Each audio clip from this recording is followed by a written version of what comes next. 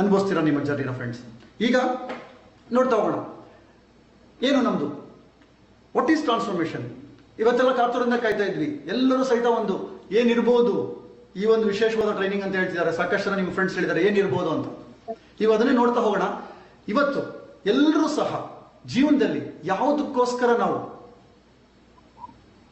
Focus ಮಾಡ್ತಾ ಇದ್ದೀವಿ, ನಮ್ಮೆಲ್ಲರಿಗೂ ಸಹಿತ ಏನು ಅವಶ್ಯಕತೆ ಇದೆ, ಪ್ರತಿಯೊಬ್ಬರೂ ಸಹಿತ ಒಂದು ಫೋಕಸ್ ಆಗಿ ಇಟ್ಕೊಂಡು ವರ್ಕ್ ಮಾಡ್ತಾ ಇದೀವಿ. ಏನದು, ಏನಿರ್ಬೋದು, ಎಲ್ರಿಗೂ ಅವಶ್ಯಕತೆ ಇರ್ತಕ್ಕಂಥದ್ದು ಏನು ಫ್ರೆಂಡ್ಸ್? ಅದೇನೆ ಎಸ್ ಫ್ರೆಂಡ್ಸ್, ಯಶಸ್ಸು, ಸಕ್ಸಸ್.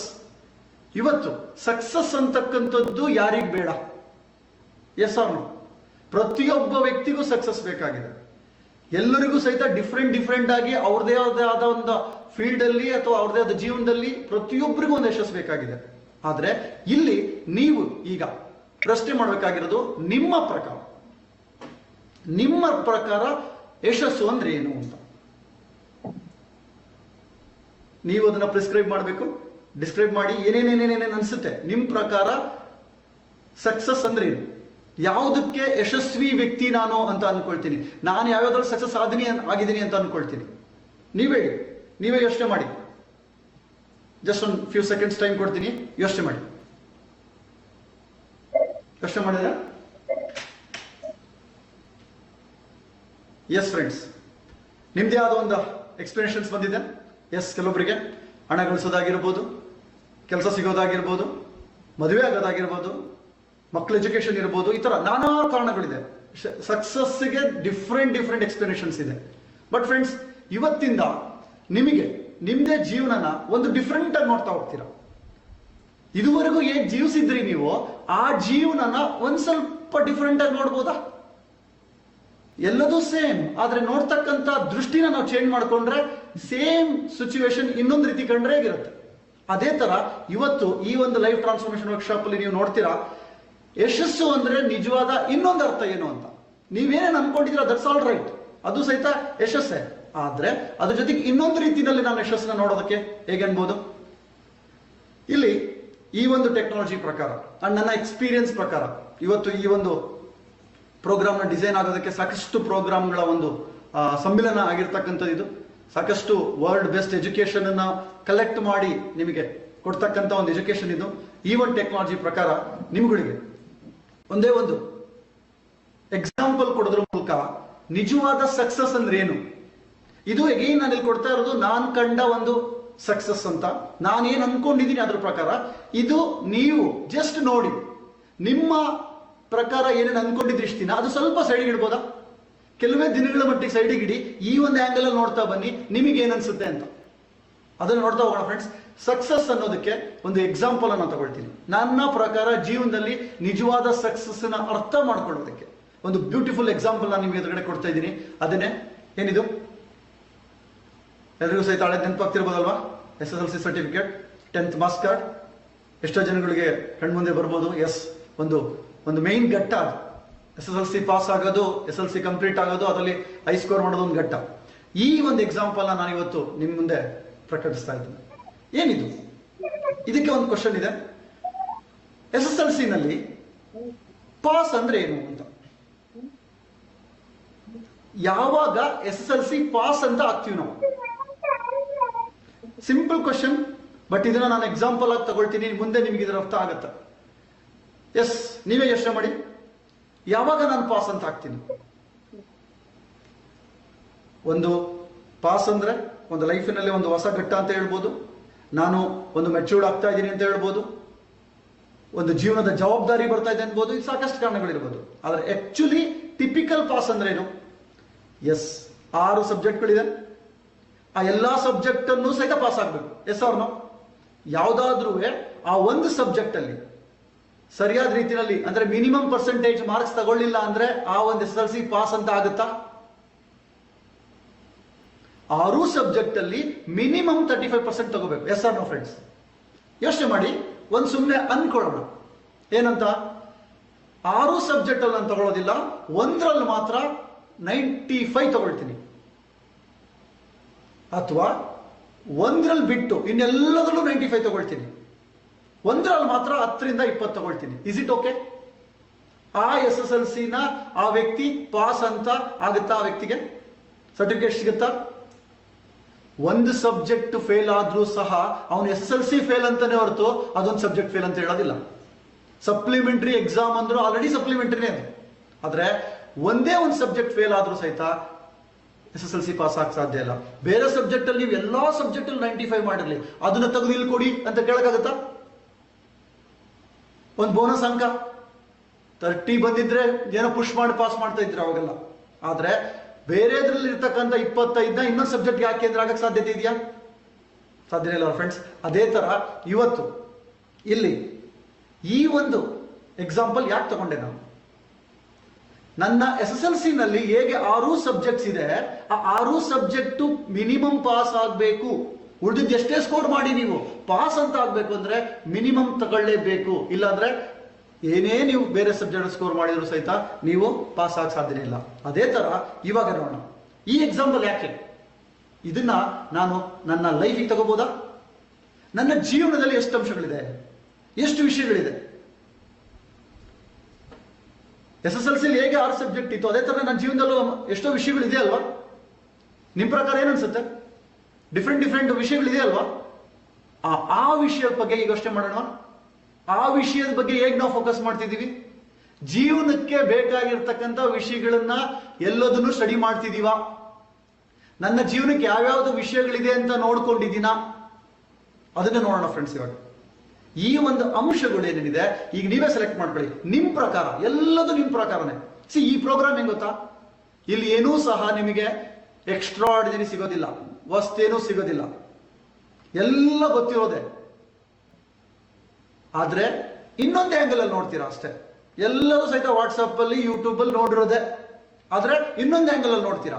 ಈಗ ನೀವು ನಿಮ್ ಪ್ರಕಾರ ನಿಮ್ಮ ಜೀವನಕ್ಕೆ ಯಾವ ಯಾವ ವಿಷಯ ಇದೆ ಅನ್ಸುತ್ತೆ ನೀವೇ ಲಿಸ್ಟ್ ಮಾಡ್ಬೋದಾ? ನಿಮ್ ಪ್ರಕಾರ ಯಾವ್ಯಾವ ಸಬ್ಜೆಕ್ಟ್ ಇಂಪಾರ್ಟೆಂಟ್ ನಿಮ್ ಲೈಫಿಗೆ? ಸುಮ್ಮನೆ ಯೋಚನೆ ಮಾಡಿ. ಹಾಗೆ ಯೋಚನೆ ಮಾಡಿದ್ರ? ಎಸ್, ಕೆಲವೊಂದು ಸಬ್ಜೆಕ್ಟ್ ಬಂತು. ಈಗ ನನ್ನ ಪ್ರಕಾರ ಕೆಲವು ಸಬ್ಜೆಕ್ಟ್ ನಾನು ಕೊಡ್ತೀನಿ. ಅದೇ 6 ಸಬ್ಜೆಕ್ಟ್ ಸೆಲೆಕ್ಟ್ ಮಾಡೋಣ. ಜೀವನದಲ್ಲಿ ತುಂಬಾ ವಿಷಯಗಳಿದೆ, ಆದ್ರೆ ಮಿನಿಮಮ್ 6 ತಗೊಳ್ಳೋಣ. ಆ 6 ತಗೊಂಡಾಗ ಒಂದೊಂದಾಗಿ ನೋಡ್ತಾ ಹೋಗೋಣ. ಮೊದಲೇದು ಯಾವುದು? ಈ 6 ಅಂಶನ ನಾವು ಆಯ್ಕೆ ಮಾಡ್ಕೊಳ್ಳೋಣ. Minimum 6 subjects. ಡಿಗ್ರಿ ಎಲ್ಲ ಹೋದ್ರೆ ಜಾಸ್ತಿ ಸಬ್ಜೆಕ್ಟ್ ಇದೆ, ಇಂಜಿನಿಯರಿಂಗ್ ಜಾಸ್ತಿ ಸಬ್ಜೆಕ್ಟ್ ಇದೆ. ಬೇಸಿಕ್ ಜೀವನಕ್ಕೆ ಅಂತ 6 ತಗೊಳ್ಳೋಣ. ಅದರಲ್ಲಿ ನೀವು ಸೆಲೆಕ್ಟ್ ಮಾಡ್ಕೊಳ್ಳಿ.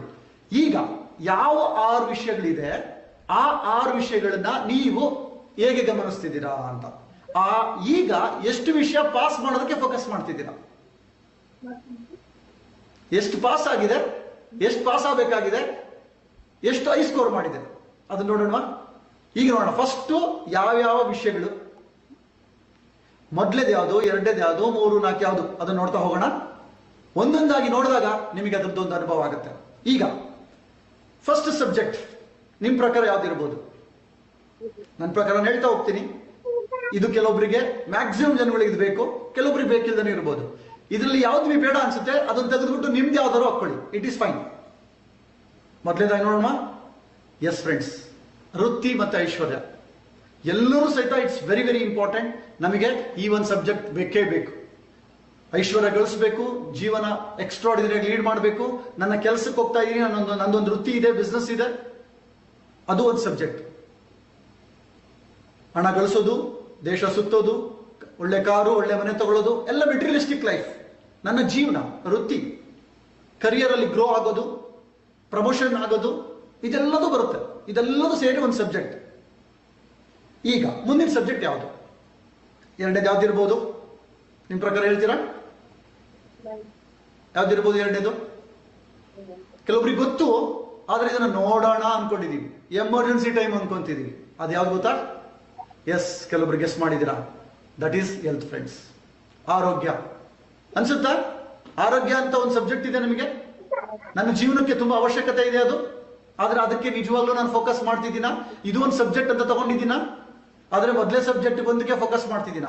ನನ್ನ ಜೀವನ ಪೂರ್ತಿ ಮೊದಲೇ ಸಬ್ಜೆಕ್ಟ್ಗೆ ಫೋಕಸ್ ಮಾಡ್ತಾ ಇದ್ದೀನಿ, 2, 3 ಸಬ್ಜೆಕ್ಟ್ ನಾನು ಫೋಕಸ್ ಮಾಡ್ತಿದ್ದೀನ? ಮಾಡ್ಬೇಕಾ ಬೇಡವಾ? Again it is your choice. ನಿಮಗೆ ಅದು ಬೇಕು ಅಂತಿದ್ರೆ ನೀವು ಮಾಡಿ, ಇಲ್ಲ ಅಂದ್ರೆ ಇಟ್ಸ್ ಓಕೆ. ಇದಿಲ್ಲ ಅಂದ್ರೆ ಆ ಜೀವನನ ಯಶಸ್ವಿ ಜೀವನ ಅಂತ ಹೇಳ್ತಾರ? That is my question. ಆರೋಗ್ಯ ಇಲ್ದಲೆ ಕೋಟ್ಯಾಂತರ ರೂಪಾಯಿ ದುಡ್ಡಿದೆ, ಅದು ಸಕ್ಸಸ್ ಅಂತ ಹೇಳ್ತೀರಾ? ಏನು ಆರೋಗ್ಯ ಆಗಿದ್ರೆ ನೀವು ಆರೋಗ್ಯದ ಒಂದು ಸಬ್ಜೆಕ್ಟ್ ಅಂತ ಅನ್ಕೊಂಡಿದ್ದೀರಾ, ಆರೋಗ್ಯದಲ್ಲಿ ನೀವು ಪಾಸ್ ಆಗಿದ್ದೀರಾ, ಫಸ್ಟ್ ಕ್ಲಾಸ್ 90% 100%, ಜಸ್ಟ್ ನೀವೇ ಆನ್ಸರ್ ಮಾಡ್ಕೊಳ್ಳಿ. ಈ ಸಬ್ಜೆಕ್ಟ್ ಸಹ ನಿಮಗೊಂದು ಇಂಪಾರ್ಟೆಂಟ್ ಇದೆಯಾ? ನೀವು ಫೋಕಸ್ ಮಾಡ್ತಿದ್ದೀರಾ ಈ ಸಬ್ಜೆಕ್ಟ್ಗೆ ಡೈಲಿ ಯಾವಾಗೋ ಒಮ್ಮೆಲ್ಲ ಆರೋಗ್ಯಕ್ಕೆ ಸಂಬಂಧಪಟ್ಟಿರ್ತಕ್ಕಂಥ ಕೆಲಸಗಳನ್ನ ನಾವು ಮಾಡ್ತಿದೀವ. ಸುಮ್ಮನೆ ಬೇಕು ಅಂತ ಅಲ್ಲ, ಅದಕ್ಕೆ ಅವಶ್ಯಕತೆ ಇರೋದನ್ನ ಮಾಡ್ಬೇಕಲ್ಲ. ಸುಮ್ಮನೆ ಗೊತ್ತು ಯಾರಿಗೆ ಬೇಡ ಎಲ್ರಿಗೂ ಬೇಕು, ಆದ್ರೆ ಮಾಡ್ತಿದೀವ? ನೋಡೋಣ, ಮಾಡೋಣ. ಯಾವಾಗೋ ಒಮ್ಮೆ ನಾನು ಫೋಕಸ್ ಮಾಡ್ತಾ ಹೋಗ್ತೀನಿ ಫ್ರೆಂಡ್ಸ್. ಬಟ್ ಇದು ಎರಡನೇ ಸಬ್ಜೆಕ್ಟ್. ಮೂರನೇದು ಏನಾಗಿದ್ರೆ, ಹೇಗೆ ಕೋಟ್ಯಾಂತರ ರೂಪಾಯಿ ದುಡ್ಡಿದ್ದು ಆರೋಗ್ಯ ಇಲ್ಲ ಅಂದ್ರೆ ಏನು ಯೂಸ್ ಆಗೋದಿಲ್ಲ. ಇವತ್ತು ನೋಡಿ, ಇವತ್ತು ಕೊರೋನಾ ಬಂದ್ಬಿಟ್ಟು ಎಷ್ಟು ಜನರ ಲೈಫ್ ಹೋಯ್ತು. ಆರೋಗ್ಯ ಫೋಕಸ್ ಮಾಡ್ದಲೆ, ಇಮ್ಯುನಿಟಿ ಪವರ್ ಇಲ್ದಲೆ ಕೋಟ್ಯಾಂತರ ರೂಪಾಯಿನ ಕಳ್ಕೊಂಡಾಯ್ತು. ವ್ಯಕ್ತಿಗಳೇ ಇಲ್ಲ ಇವತ್ತು, ದುಡ್ಡಿದೆ ಏನು ಯೂಸ್ ಇಲ್ಲ, ಹೆಲ್ತೇ ಇಲ್ಲ, ಅದು ಜೀವನನ. ಅದೇ ತರನೇ ಮೂರನೇ ಸಬ್ಜೆಕ್ಟ್. ನಿಮ್ ಪ್ರಕಾರ ಹೇಳಿ, ಇವಾಗ ಮೂರನೇ ಸಬ್ಜೆಕ್ಟ್ ಯಾವ್ದಿರ್ಬೋದು? ಗೆಸ್ ಮಾಡ್ತಿದ್ದೀರಾ? ಎಸ್ ಫ್ರೆಂಡ್ಸ್, ದಟ್ ಈಸ್ ಬಾಂಧವ್ಯ, ರಿಲೇಶನ್ಶಿಪ್. ಓಹೋ, ಕೆಲವರಿಗೆ ಅನ್ಸುತ್ತೆ ಇದು ಒಂದು ಸಬ್ಜೆಕ್ಟಾ, ಇದನ್ನು ನಾನು ನೋಡ್ಬೇಕಾ, ಓದ್ಬೇಕಾ, ಪಾಸ್ ಮಾಡ್ಬೇಕಾ?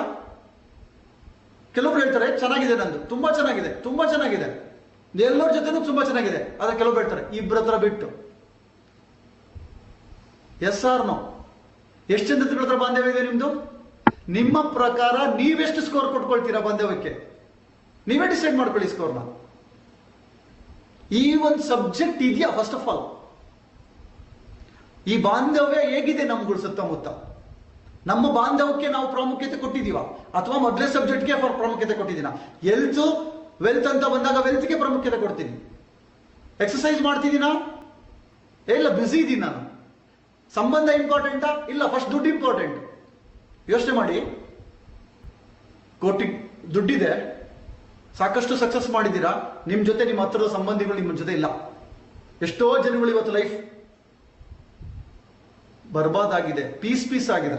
ಇವತ್ತು ಬಿಗ್ಗೆಸ್ಟ್ ಚಾಲೆಂಜ್ ಒಂದು ಹೆಲ್ತ್, ಇನ್ನೊಂದು ರಿಲೇಶನ್ಶಿಪ್ ಫ್ರೆಂಡ್ಸ್. ನಿಮಗೆ ಗೊತ್ತಿದೆ, ಮನೆಯಲ್ಲಿ ಎರಡು ಪ್ರಾಣಿಗಳು ಇದೆ, ಜೀವಿಸ್ತಾ ಇದೆ, ಬಾಡಿಗಳು ಅಷ್ಟೇ. ನಿಜವಾಗ್ಲೂ ಅಲ್ಲಿ ಬಾಂಧವ್ಯ ಇದೆಯಾ?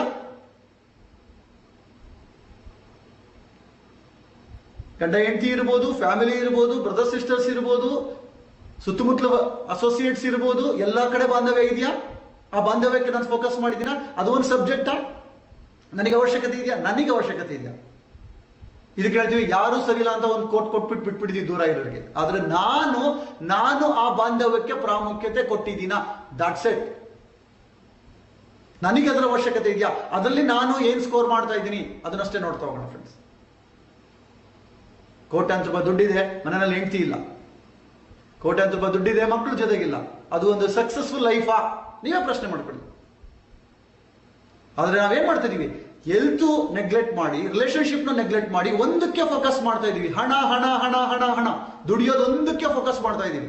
ಅದು ಬೇಡ ಅಂತ ಹೇಳ್ತಿಲ್ಲ, ಅದು ಒಂದು ಸಬ್ಜೆಕ್ಟ್. ಅದೇ ತರನೇ ಇವು ಎಲ್ಲವೂ ಸಬ್ಜೆಕ್ಟ್ ಅಂತ ಅನ್ಕೊಂಡಿದೀವ? ಅದು ಇಲ್ಲಿ ಕ್ವಶನ್. ಇದು ಮೂರನೇ ಸಬ್ಜೆಕ್ಟ್ ಫ್ರೆಂಡ್ಸ್. ಈಗ ನೋಡೋಣ ನಾಲ್ಕನೇ ಸಬ್ಜೆಕ್ಟ್ ಏನು. ನಿಮ್ ಪ್ರಕಾರ ಏನು ನಾಲ್ಕನೇ ಸಬ್ಜೆಕ್ಟ್? ಇದನ್ನ ಗೆಸ್ ಮಾಡಕ್ಕೆ ಕಷ್ಟ ಆಗುತ್ತೆ ಕೆಲವರಿಗೆ. ಎಸ್, ನನ್ನ ಪ್ರಕಾರ ನಾನು ಹೇಳ್ತೀನಿ, ನಾಲ್ಕನೇ ಸಬ್ಜೆಕ್ಟೇ the most important. That is life education friends. ಜೀವನ ಶಿಕ್ಷಣ ಅನ್ನೋದೇ ಒಂದು ಸಬ್ಜೆಕ್ಟ್ ಅಂತೀವಿ ನಾವು. ಜೀವನನ ಹೇಗೆ ನಡೆಸಬೇಕು ಅದಕ್ಕೆ ನಮಗೆ ಶಿಕ್ಷಣ ಇದೆಯಾ? ಶಿಕ್ಷಣ ಸಿಕ್ಕಿದೆಯಾ? ನಮಗೆ ಗೊತ್ತಿದೆಯಾ ಹೇಗೆ ಅಂತ? ಹೇಗೆ ಜೀವನನ ನಡೆಸಬೇಕು ಅನ್ನೋದಕ್ಕೆ ಯಾವ್ದಾದ್ರು ಎಲ್ಲರೂ ಶಿಕ್ಷಣ ತಗೊಂಡಿದೀವ?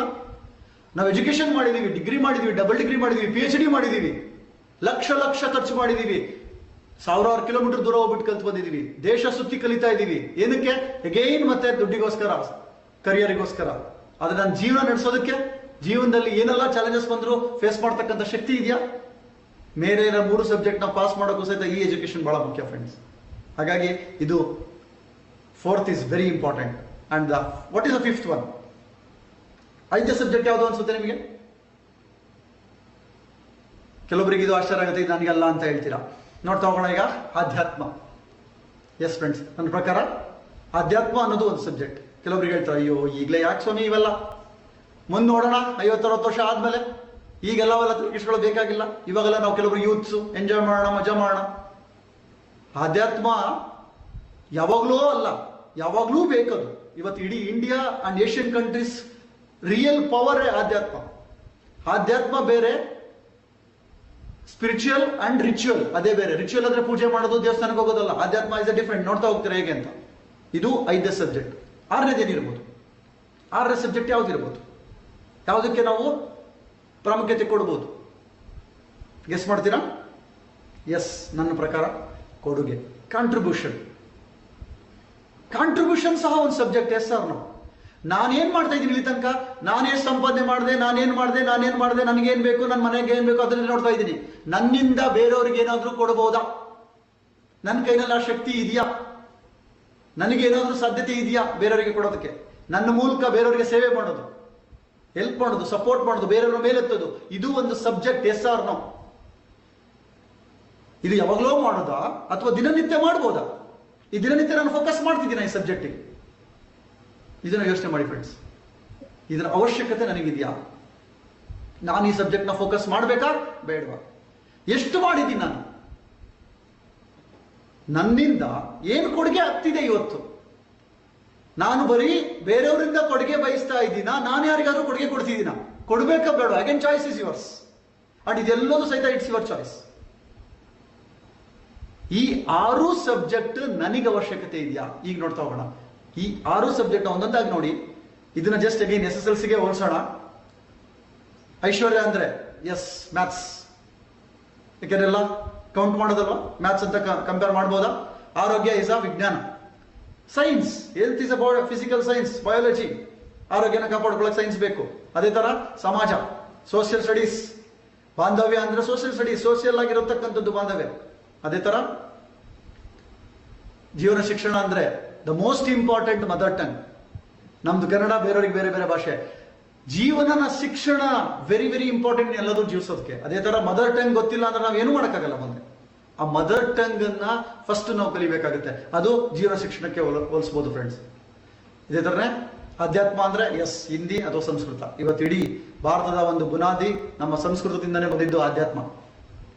ಅದೇ ತರನೇ ಕೊಡುಗೆ, ಇದು ಇಂಗ್ಲಿಷ್ ಅಂತ ಹೇಳ್ತೀನಿ. ಯಾಕೆಂದ್ರೆ ನಮಗೆಲ್ಲ ಸಿಗಬೇಕಾಗಿ ತಗೊಂಡ ಮೇಲೆ ನೆಕ್ಸ್ಟ್ ಬೇರೆಯವ್ರಿಗೆ ಕೊಡೋದು ಅಥವಾ ಬೇರೆಯವ್ರದ್ದು ಯೂಸ್ ಮಾಡ್ಕೊಳ್ಳೋದು, ನಮ್ದು ಆದ್ಮೇಲೆ ಬೇರೋದು. ಅದಕ್ಕೆ ನಾನು ಇಂಗ್ಲಿಷ್ ಅಂತ ಹೇಳ್ಬೋದು ಫ್ರೆಂಡ್ಸ್. ಈಗ ಈ ಸಬ್ಜೆಕ್ಟ್ಗಳನ್ನ ನಾನು ಹೇಗೆ ನೋಡ್ತಾ ಇದ್ದೆ ಇಷ್ಟು ದಿನ, ಈಗ ಇದನ್ನ ಹೇಗೆ ನೋಡೋದು, ಇದನ್ನ ನೋಡ್ತಾ ಹೋಗೋಣ. ನಿಜವಾದ ಯಶಸ್ಸಿನ ಅರ್ಥ ಏನು? ಈ ಎಲ್ಲ ಸಬ್ಜೆಕ್ಟ್ಗಳಿದೆಯಲ್ವಾ, ಈ ಸಬ್ಜೆಕ್ಟ್ಗಳ ಬಗ್ಗೆ ನಾನೇನು ಅನ್ಕೊಂಡಿದ್ದೀನಿ ಹೀಗೆ ನೋಡ್ತಾ ಹೋಗೋಣ. ಫಸ್ಟ್, ಎಲ್ಲ ವಿಷಯಗಳನ್ನ ಯಾವಾಗ ಓದಬೇಕು ಅಂತ. ಪ್ರತಿದಿನ ಓದ್ಬೇಕಾ ಅಥವಾ ಪರೀಕ್ಷೆಗೆ ಮೊದಲು ಓದ್ಬೇಕಾ ಅಂತ ಯೋಚನೆ ಮಾಡಿ. ನಾವೆಲ್ಲ ಯಾವಾಗ ಓದ್ತಿದೀವಿ? ಯಾರೆಲ್ಲ ಎಜುಕೇಶನ್ ಲೈಫ್ನ ಎಂಜಾಯ್ ನೋಡಿ, ಒಂದ್ಸರಿ ಗ್ಲಾನ್ಸ್ ಮಾಡಿ. ಯಾವಾಗ ಓದಿದ್ರಿ ನೀವೆಲ್ಲ? ಎಕ್ಸಾಮಲ್ಲೂ ಹಿಂಗೆ ಓದಿರ್ತೀವಿ. ಸ್ಕೂಲ್ ಟೈಮಲ್ಲೆಲ್ಲ ಮಜಾ ಮಾಡೋದು, ಎಕ್ಸಾಮ್ ಟೈಮಲ್ಲಿ ಟೆನ್ಷನ್ ಹಿಡ್ಕೊಂಡು ಓದೋದು. ಅವಾಗ ಆ ಥರ ಓದಿರೋ ಸ್ಕೋರ್ ಜಾಸ್ತಿ ಬರುತ್ತಾ? ಒಳ್ಳೆ ಸ್ಕೋರ್ ಬರಬೇಕು ಅಂದ್ರೆ ಯಾವಾಗ ಓದಬೇಕು? ಡೇ 1 ಇಂದ ಪ್ರತಿದಿನ ಓದಿದ್ರೆ ಮಾತ್ರ ಒಳ್ಳೆ ಸ್ಕೋರ್ ಬರುತ್ತೆ. Yes or no? ಅದೇ ತರನೇ ಈ ಲೈಫ್ ಸಹ. ಈ ಲೈಫಲ್ಲಿ ನೀವು ಚೆಕ್ ಮಾಡ್ಕೊಳ್ಳಿ, ನೀವು ಯಾವಾಗ ಓದ್ತಿದ್ದೀರಾ? ಪ್ರತಿದಿನ ಓದ್ತಿದ್ದೀರಾ, ಯಾವಾಗೋ ಒಮ್ಮೆ ಓದ್ತೀರಾ, ಅಥವಾ ಎಮರ್ಜೆನ್ಸಿ? ಫಾರ್ ಎಕ್ಸಾಂಪಲ್, ಎಕ್ಸಾಮ್ ಟೈಮಲ್ಲಿ ಓದೋದು ಅಂದ್ರೆ ಏನು ಅರ್ಥ? ಹೆಲ್ತ್ ಫುಲ್ ಕೈ ಕೊಟ್ಟಿರುತ್ತೆ, ಅವಾಗ ವಾಕಿಂಗ್ ಹೋಗೋದು, ಅವಾಗ ತಿನ್ನೋದು ಕಂಟ್ರೋಲ್ ಮಾಡೋದು. ಅಲ್ಲಿ ತನಕ ಏನಮ್ಮ ಮಜಾ ಮಾಡೋಣ, ಲೈಫ್ ಇರೋದೇನಕ್ಕೆ? ಮಜಾ ಮಾಡೋಕೆ. ಯಾವಾಗಾದ್ರೂ ಮಂಡಿ ನೋವು ಬಂದಾಗ ಅವಾಗ ಯೋಚನೆ ಮಾಡೋದು, ಶುಗರ್ ಸ್ಟಾರ್ಟ್ ಆಗ್ತಿದೆ ಅಂತ ಬಂದಾಗ ಅವಾಗ ಯೋಚನೆ ಮಾಡೋದು. ಕೆಲವೊಬ್ರು ಮೊದಲೇನೆ ಮುಂದೆ ಬರೋದು ಕಾಮನ್, ಈಗ ತಿಂದ್ಬಿಡೋಣ ಚೆನ್ನಾಗಿ. ರಿಲೇಶನ್ಶಿಪ್ ಇನ್ನೇನು ಡೈವರ್ಸ್ ಆಗೋ ಟೈಮ್ ಬಂದಿದೆ, ಅವಾಗ ಅಯ್ಯೋ ಸಾರಿ ಸಾರಿ ಅಂತ ಹಿಡ್ಕೊಳ್ಳೋದು ಕೈಕಾಲು. ಸಂಬಂಧಗಳು, ಫ್ರೆಂಡ್ಸ್ಗಳು ಕಟ್ ಆಗ್ತಿರ್ತಾರೆ, ಅವಾಗ ಹಿಡ್ಕೊಳ್ಳೋದು. ಯಾವಾಗ ಇದೆಲ್ಲದಕ್ಕೂ ಏನ್ ಹೇಳ್ತಾರೆ? ಬಾಯಾರಿಸಿದಾಗ ಬಾವಿ ತೊಡೋದು ಅಂತಾರೆ ಇದಕ್ಕೆ. ಇನ್ನೇನು ಮುಗಿತಾ ಇದೆ ಆ ಟೈಮಲ್ಲಿ ನಾನು ವರ್ಕ್ ಮಾಡೋದು. ಇವನ್ ಹಣಕ್ಕೂ ಸಹಿತ ಅಷ್ಟೇನೆ. ಸಾಲಗಾರ ಬಂದ್ಬಿಟ್ಟು ಅಟ್ಯಾಕ್ ಮಾಡ್ತಿರ್ತಾರೆ, ಅವಾಗ ಯೋಚನೆ ಮಾಡೋದು. ಅಲ್ಲಿ ತನಕ ಹೆಂಗೆ ಜೀವನ ನಡೀತಾ ಇರುತ್ತೆ. ಮುಂದೆ ನೋಡ್ಕೊಂಡ್ರಾಯ್ತು. ಯಾವಾಗ ನೋಡ್ಕೊಳ್ತೀರಾ? ಯಾವ ಜನದಲ್ಲಿ ನೋಡ್ಕೊಳ್ತೀರಾ ಎಲ್ಲ? ಆದ್ರೆ ಪ್ರತಿದಿನ ಸ್ಟಾರ್ಟಿಂಗ್ ಇಂದ ಇದನ್ನೆಲ್ಲ ನೋಡ್ಕೊಳ್ತಾ ಇದ್ರೆ ನನ್ನ ಜೀವನ ಹೇಗಿರುತ್ತೆ ಮುಂದೆ? ಅದಕ್ಕೋಸ್ಕರ ಈ ಒಂದು ಸಬ್ಜೆಕ್ಟ್ ನೀವು ಪ್ರಶ್ನೆ ಮಾಡ್ಕೊಳ್ಳಿ, ಎಕ್ಸಾಮ್ ಟೈಮಲ್ಲಿ ಓದ್ತಿದ್ದೀರಾ ಅಥವಾ ಪ್ರತಿದಿನ ಓದ್ತಿದ್ದೀರಾ, ಓದ್ಬೇಕಾ ಬೇಡವಾ? Again choice is yours friends. ಇದೇ ತರ ಮುಂದಿನ ಒಂದು ಅಂಶ ನೋಡೋಣ. ನಿಮ್ಮ ಪ್ರಕಾರ ಅಗೈನ್ ನಿಮ್ಮ ಪ್ರಕಾರ 100% ಎಷ್ಟು ಅಂತ ನೀವೇ ನಿರ್ಧಾರ ಮಾಡ್ಕೊಳ್ಳಿ.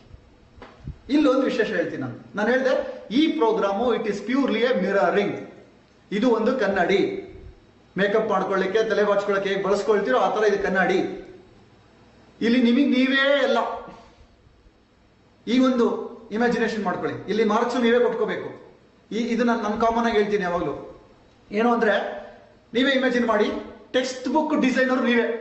ಸ್ಕೂಲಲ್ಲಿ ಎಲ್ಲ ಪಾಠನ ನೀವೇ ಡಿಸೈನ್ ಮಾಡ್ತೀರಾ, ಪಾಠ ಮಾಡ್ಕೊಳ್ಳೋರು ನೀವೇ, ಅಂದ್ರೆ ಟೀಚರು ನೀವೇ, ಎಕ್ಸಾಮ್ ಬರೆಯೋರು ನೀವೇ, ಆ ಕ್ವಶನ್ ಪೇಪರ್, ಅದಕ್ಕಿಂತ ಮೊದಲು ಕ್ವಶನ್ ಪೇಪರ್ ಡಿಸೈನ್ ಮಾಡೋರು ನೀವೇ, ಎಕ್ಸಾಮ್ ಬರೆಯೋದು ನೀವೇ, ವ್ಯಾಲ್ಯೂಯೇಟರ್ ನೀವೇ. ನಿಮಗೆ ಬೇಕಾದಷ್ಟು ಮಾರ್ಕ್ಸ್ ಹಾಕೊಳ್ಳಿ, ಇಲ್ಲಿ ಯಾರು ಕೇಳಲ್ಲ. ಈಗ ನೀವು ಡಿಸೈಡ್ ಮಾಡ್ಕೊಳ್ಳಿ, ಈ ಎಲ್ಲಾ ಸಬ್ಜೆಕ್ಟ್ಗಳಿಗೆ ನಿಮ್ ಪ್ರಕಾರ 100% ಅಂದ್ರೆ ಏನು ನೀವೇ ಡಿಸೈಡ್ ಮಾಡ್ಬೋದು. ಯಾವ್ಯಾವುದಕ್ಕೆ ಎಷ್ಟೆಷ್ಟು, ಹಣದಲ್ಲಿ ಎಷ್ಟು ಸಂಪಾದನೆ ಮಾಡಬೇಕು ನಿಮ್ ಪ್ರಕಾರ 100% ಅಂದ್ರೆ ಏನು, ಹೆಲ್ತ್ ಅಲ್ಲಿ ಹೇಗಿರಬೇಕು ನಿಮ್ ಪ್ರಕಾರ 100% ಅಂದ್ರೆ ಏನು, ಯೋಚನೆ ಮಾಡಿ. ಇದೇ ತರ ನೆಕ್ಸ್ಟ್ ಕ್ವಶನ್, ನಿಮ್ಮ ಪ್ರಕಾರ ಇಲ್ಲಿವರೆಗೆ ಎಷ್ಟು ಅಂಕನ ಗಳಿಸಿದ್ದೀರಾ? ಒಂದು ನಿಮ್ ಪ್ರಕಾರ 100% ಅಂದ್ರೆ ಏನು, ಇನ್ನೊಂದು ಇಲ್ಲಿ ತನಕ ಎಷ್ಟು ಗಳಿಸಿದ್ದೀರಾ. ಫಾರ್ ಎಕ್ಸಾಂಪಲ್, ನಿಮ್ ಪ್ರಕಾರ 1 ಲಕ್ಷ ಸಂಪಾದನೆ ಮಾಡ್ಬೇಕು ಅನ್ಕೊಳ್ಳೋಣ, ಅದು 100% ಅನ್ಕೊಂಡ್ರೆ, ಇವತ್ತು ನೀವು 30,000 ಸಂಪಾದನೆ ಮಾಡ್ತಿದ್ರೆ ನೀವು 30% ಅಂತ. 10 ಲಕ್ಷ ಸಂಪಾದನೆ ಮಾಡ್ಬೇಕು ಅಂತಿದ್ರೆ ನೀವು 1 ಲಕ್ಷ ಸಂಪಾದನೆ ಮಾಡ್ತಿದ್ದೀರಾ ಅಂದ್ರೆ 10% ಅಂತ. ಆ ತರ ನೀವು ಸೆಲೆಕ್ಟ್ ಮಾಡ್ಕೊಳ್ಳಿ, ನಿಮ್ ಪ್ರಕಾರ ಎಷ್ಟು 100% ಅಂದ್ರೆ ಎಷ್ಟು ಇವತ್ತು ನಾನು ತಗೊಂಡಿದ್ದೀನಿ ಅಂತ. ಅದೇ ತರನೇ ಹೆಲ್ತಲ್ಲೂ ಸಹಿತ ಅಷ್ಟೇ, ಹೆಲ್ತಿಯಾಗಿ ಹೇಗೆ ಹೆಲ್ತಿಯಾಗಿರ್ಬೇಕು ನಿಮ್ ಪ್ರಕಾರ. ಹೆಲ್ತಿ ಅಂದ್ರೆ ಏನು, ರಿಲೇಶನ್ಶಿಪ್ ನಿಮ್ ಪ್ರಕಾರ ಯಾರ ಜೊತೆ ಹಿಂಗಿರ್ಬೇಕು, ನಿಮ್ ಪ್ರಕಾರ ಪರ್ಸೆಂಟೇಜ್ ನೀವೇ ಕೊಟ್ಕೊಳ್ಳಿ. ಜೀವನ ಶಿಕ್ಷಣ ಅಂದ್ರೆ ಏನು, ಮುಂದೆ ನೋಡ್ತಾ ಹೋಗ್ತೀರಾ, ಈ ಎಲ್ಲಾ ಸಬ್ಜೆಕ್ಟ್ ನ ಡೀಟೇಲ್ ನೋಡ್ತಾ ಹೋಗ್ತೀರಾ. ಫುಲ್ ಕಂಪ್ಲೀಟ್ಲಿ ಈ ಜರ್ನಿ ಇರೋದೇ ಈ ಎಲ್ಲಾ ಸಬ್ಜೆಕ್ಟ್ ಬಗ್ಗೆ. ಇದು ನೋಡ್ತಾ ಹೋಗೋಣ. ನೆಕ್ಸ್ಟ್, ಒಂದು ವಿಷಯದಲ್ಲಿ 90% ಪಡೆಯೋದು ಬೆಸ್ಟಾ, ಅಥವಾ 6 ವಿಷಯಗಳಲ್ಲಿ ಮಿನಿಮಮ್ 60%, 6ರಲ್ಲೂ ತೆಗೆಯೋದು, ಕೊನೆಯ ಪಕ್ಷ ಮಿನಿಮಮ್ 35, ಯಾವ್ದು ಬೆಸ್ಟ್? ಈಗ ಈ ಲೈಫು ಅಷ್ಟೇನೆ, SSLCಲೂ ಹಾಗೇನೆ, ನನ್ನ ಲೈಫಲ್ಲೂ ಅಷ್ಟೇನೆ. ಅದು ನಾವೇನ್ ಮಾಡ್ತಿದೀವಿ ಇವತ್ತು, ಒಂದಕ್ಕೆ ಫೋಕಸ್ ಮಾಡ್ತಾ ಇದೀವಿ. ಅದೊಂದು 90 ಬಂದ್ರೆ ಸಾಕು, ಅದೊಂದು 100 ಬಂದ್ರೆ ಸಾಕು, ಉಳಿದಿದ್ದು ಯೋಚನೆ ಕೂಡ ಮಾಡ್ತಿಲ್ಲ ನಾವು ಇವತ್ತು. ಈಗ ನೀವು ಡಿಸೈಡ್ ಮಾಡಿ, ಒಂದೇ 90 ಬರ್ಬೇಕಾ, ಅಥವಾ ಎಲ್ಲದೂ ಸೇರಿ ಆವರೇಜ್ 60 ಬಂದ್ರೆ ಹೆಂಗಿರುತ್ತೆ? ಕನಿಷ್ಠ ಪಕ್ಷ 35. That is called successful life ನನ್ನ ಪ್ರಕಾರ. Again choice is yours. And ಈ ಸಬ್ಜೆಕ್ಟ್ ಅಲ್ಲಿ ಯಾವ್ದು ಬೇಕು ಯಾವ್ದು ಬೇಡ ನೀವು ಸೆಲೆಕ್ಟ್ ಮಾಡ್ಕೊಳ್ಳಿ. ಯಾವ್ದು ಇದ್ರಲ್ಲಿ ಬೇಡವಾ ತೆಗೆದ್ಬಿಟ್ಟು ಬೇರೆ ಹಾಕೊಳ್ಳಿ, ಬೇಕಿದ್ರೆ ನೀವು ಸೆಲೆಕ್ಟ್ ಮಾಡ್ಕೊಳ್ಳಿ. ಇಲ್ಲಿ ನಿಮ್ದೇ ಕ್ವಶನ್ ಪೇಪರ್, ನೀವೇ ವ್ಯಾಲ್ಯೂಯೇಟರ್. ಅದೇ ತರನೇ ಎಲ್ಲ ವಿಷಯಗಳಲ್ಲಿ 90 ಇಂದ 100 ಬಂದ್ರೆ ಹೇಗಿರುತ್ತೆ? ನೀವೇ ಸೆಲೆಕ್ಟ್ ಮಾಡಿರೋ ಸಬ್ಜೆಕ್ಟ್ಗಳಲ್ಲಿ 90 to 100% ಬಂದ್ರೆ ಹೇಗಿರುತ್ತೆ? ಈ ಯೋಚನೆ ಮಾಡಿದೀವ ನಾವು? ಎಸ್ ಫ್ರೆಂಡ್ಸ್, ಇವತ್ತು ನೀವುಗಳು ಏನ್ ಯೋಚನೆ ಮಾಡಿಲ್ಲ, ಇವತ್ತಿಂದ ನೀವು ಯೋಚನೆ ಮಾಡಬೇಕಾ ಬೇಡವಾ ಡಿಸೈಡ್ ಮಾಡಿ. ನಿಮ್ಮ ಜೀವನದಲ್ಲಿ ಈ ಎಲ್ಲಾ ಸಬ್ಜೆಕ್ಟ್ಗಳ ಅವಶ್ಯಕತೆ ಇದೆಯಾ? ಎಷ್ಟೆಷ್ಟು ಸ್ಕೋರ್ ಕೊಟ್ಕೋಬಹುದು, ಯಾವ ಸಬ್ಜೆಕ್ಟಿಗೆ ಎಷ್ಟು ಪರ್ಸೆಂಟೇಜ್ ನಾನು ಕೊಟ್ಕೋಬಲ್ಲೆ, ಅದು ಟುವರ್ಡ್ಸ್ 100 ಕಡೆ ಹೋಗ್ಬೇಕಾ ಬೇಡವಾ? ಯಾವತ್ತು ಹೋಗ್ಬೇಕು? ಯಾವತ್ತು ಹೋಗುತ್ತೆ? ಅದನ್ನ ನೀವೇ ಡಿಸೈಡ್ ಮಾಡ್ತೀರಾ ಫ್ರೆಂಡ್ಸ್. ಅಂಡ್ ಈ ಒಂದು ಪ್ರೋಗ್ರಾಮ್ ಏನಿದೆ, ಕಂಪ್ಲೀಟ್ಲಿ ಈ ಒಂದು life transformation workshop and future programmes ಇವೆಲ್ಲವೂ ಡಿಸೈನ್ ಆಗಿರೋದೆ ನಿಮ್ಮ ಎಲ್ಲ ಸಬ್ಜೆಕ್ಟ್ ಅನ್ನು 100% ಪಡೆಯೋದಕ್ಕೆ ಹೇಗೆ ಅಂತ ತೋರಿಸೋದಕ್ಕೆ. ಎಲ್ಲ ಸಬ್ಜೆಕ್ಟ್ ಅಲ್ಲೂ 100% ಪಡೆಯೋದು ಹೇಗಿರುತ್ತೆ? ನಾವು ಮಕ್ಕಳಿಗೆ ಮಾತ್ರ ಹೇಳ್ತಾ ಇದ್ದೀವಿ 90 ತಗೋ, 95 ತಗೋ, 98 ತಗೋ. 98 ಬಂದ್ರೆ 2% ಯಾಕೆ ಮಿಸ್ ಆಯ್ತು ಅಂತ ಕೇಳ್ತಾ ಇದೀವಿ. ಆದ್ರೆ ನನ್ನ ಲೈಫಲ್ಲಿ ನಾನು ಪ್ರಶ್ನೆ ಮಾಡ್ಕೊಂಡಿದ್ದೀನ, ನನ್ನ ಈ ಸಬ್ಜೆಕ್ಟ್ ಅಲ್ಲಿ ಎಷ್ಟು ಪರ್ಸೆಂಟೇಜ್ ಬಂದಿದೆ ಅಂತ.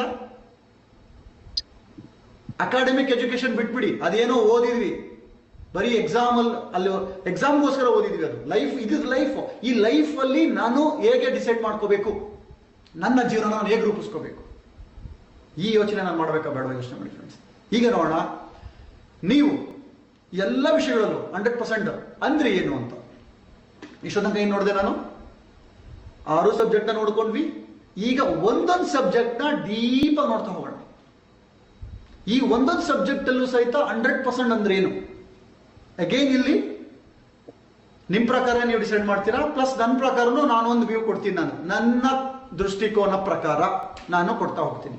ಫಸ್ಟ್ ನೀವು ನಿಮ್ದು ಹೇಳ್ತೀರಾ, ನೀವು ಯೋಚನೆ ಮಾಡ್ತೀರಾ, ನೆಕ್ಸ್ಟ್ ನಾನು ನಂದು ಹೇಳ್ತೀನಿ.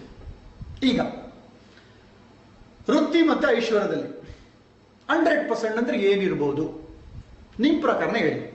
ನೀವೇ ಯೋಚನೆ ಮಾಡಿ, ನಿಮ್ ಪ್ರಕಾರ 100% ಅಂದ್ರೆ ಏನು? ಒಂದು ಐಡಿಯಾ ಬಂತ? ಎಸ್. ಈಗ ನೋಡಿ, ನನ್ನ ಪ್ರಕಾರ 100% ಅಂದ್ರೆ ಏನು? ಇಲ್ಲಿ ಹೇಳ್ತಾ ಹೋದಾಗ ಎಲ್ರಿಗೂ ಸಹಿತ ಆಶ್ಚರ್ಯ ಆಗುತ್ತೆ, ಕೆಲವೊಬ್ಬರಿಗೆ ಕ್ವಶನ್ ಆಗುತ್ತೆ, ಇದು ಸಾಧ್ಯನಾ ಅನ್ಸುತ್ತೆ. ಸಾಧ್ಯ ಅಸಾಧ್ಯ ಸೈಡಿಗಿಡಿ. ನನ್ನ ಪ್ರಶ್ನೆ ಬೇಕಾ ಬೇಡವಾ ಅಷ್ಟೇ. ಸಾಧ್ಯ ಅಸಾಧ್ಯ ಬೇರೆ, ಬೇಕಾ ಬೇಡ ಬೇರೆ. ನನಗೆ ಬೇಕು ಅನ್ಕೊಂಡ್ರೆ ಅದು ಮುಂದೆ ನೋಡೋಣ, ಅದು ಸಾಧ್ಯ ಅಸಾಧ್ಯನ ಅಂತ. ಬೇಡ ಅಂತ ಅಂದ್ರೆ ಸಾಧ್ಯ ಆದ್ರೇನೋ ಅಸಾಧ್ಯ ಆದ್ರೇನು ಯೂಸೇ ಇಲ್ವೇ? ಫಸ್ಟ್ ನಾವು ಡಿಸೈಡ್ ಮಾಡ್ಬೇಕಾಗಿರೋದು ಈ ಅಂಶ ನನಗೆ ಅವಶ್ಯಕತೆ ಇದೆಯಾ ಫಸ್ಟ್, ಆ ನಂತರ ಪಡೆಯೋದು ಹೇಗೆ ಅದಾದ್ಮೇಲೆ ಯೋಚನೆ ಮಾಡೋಣ.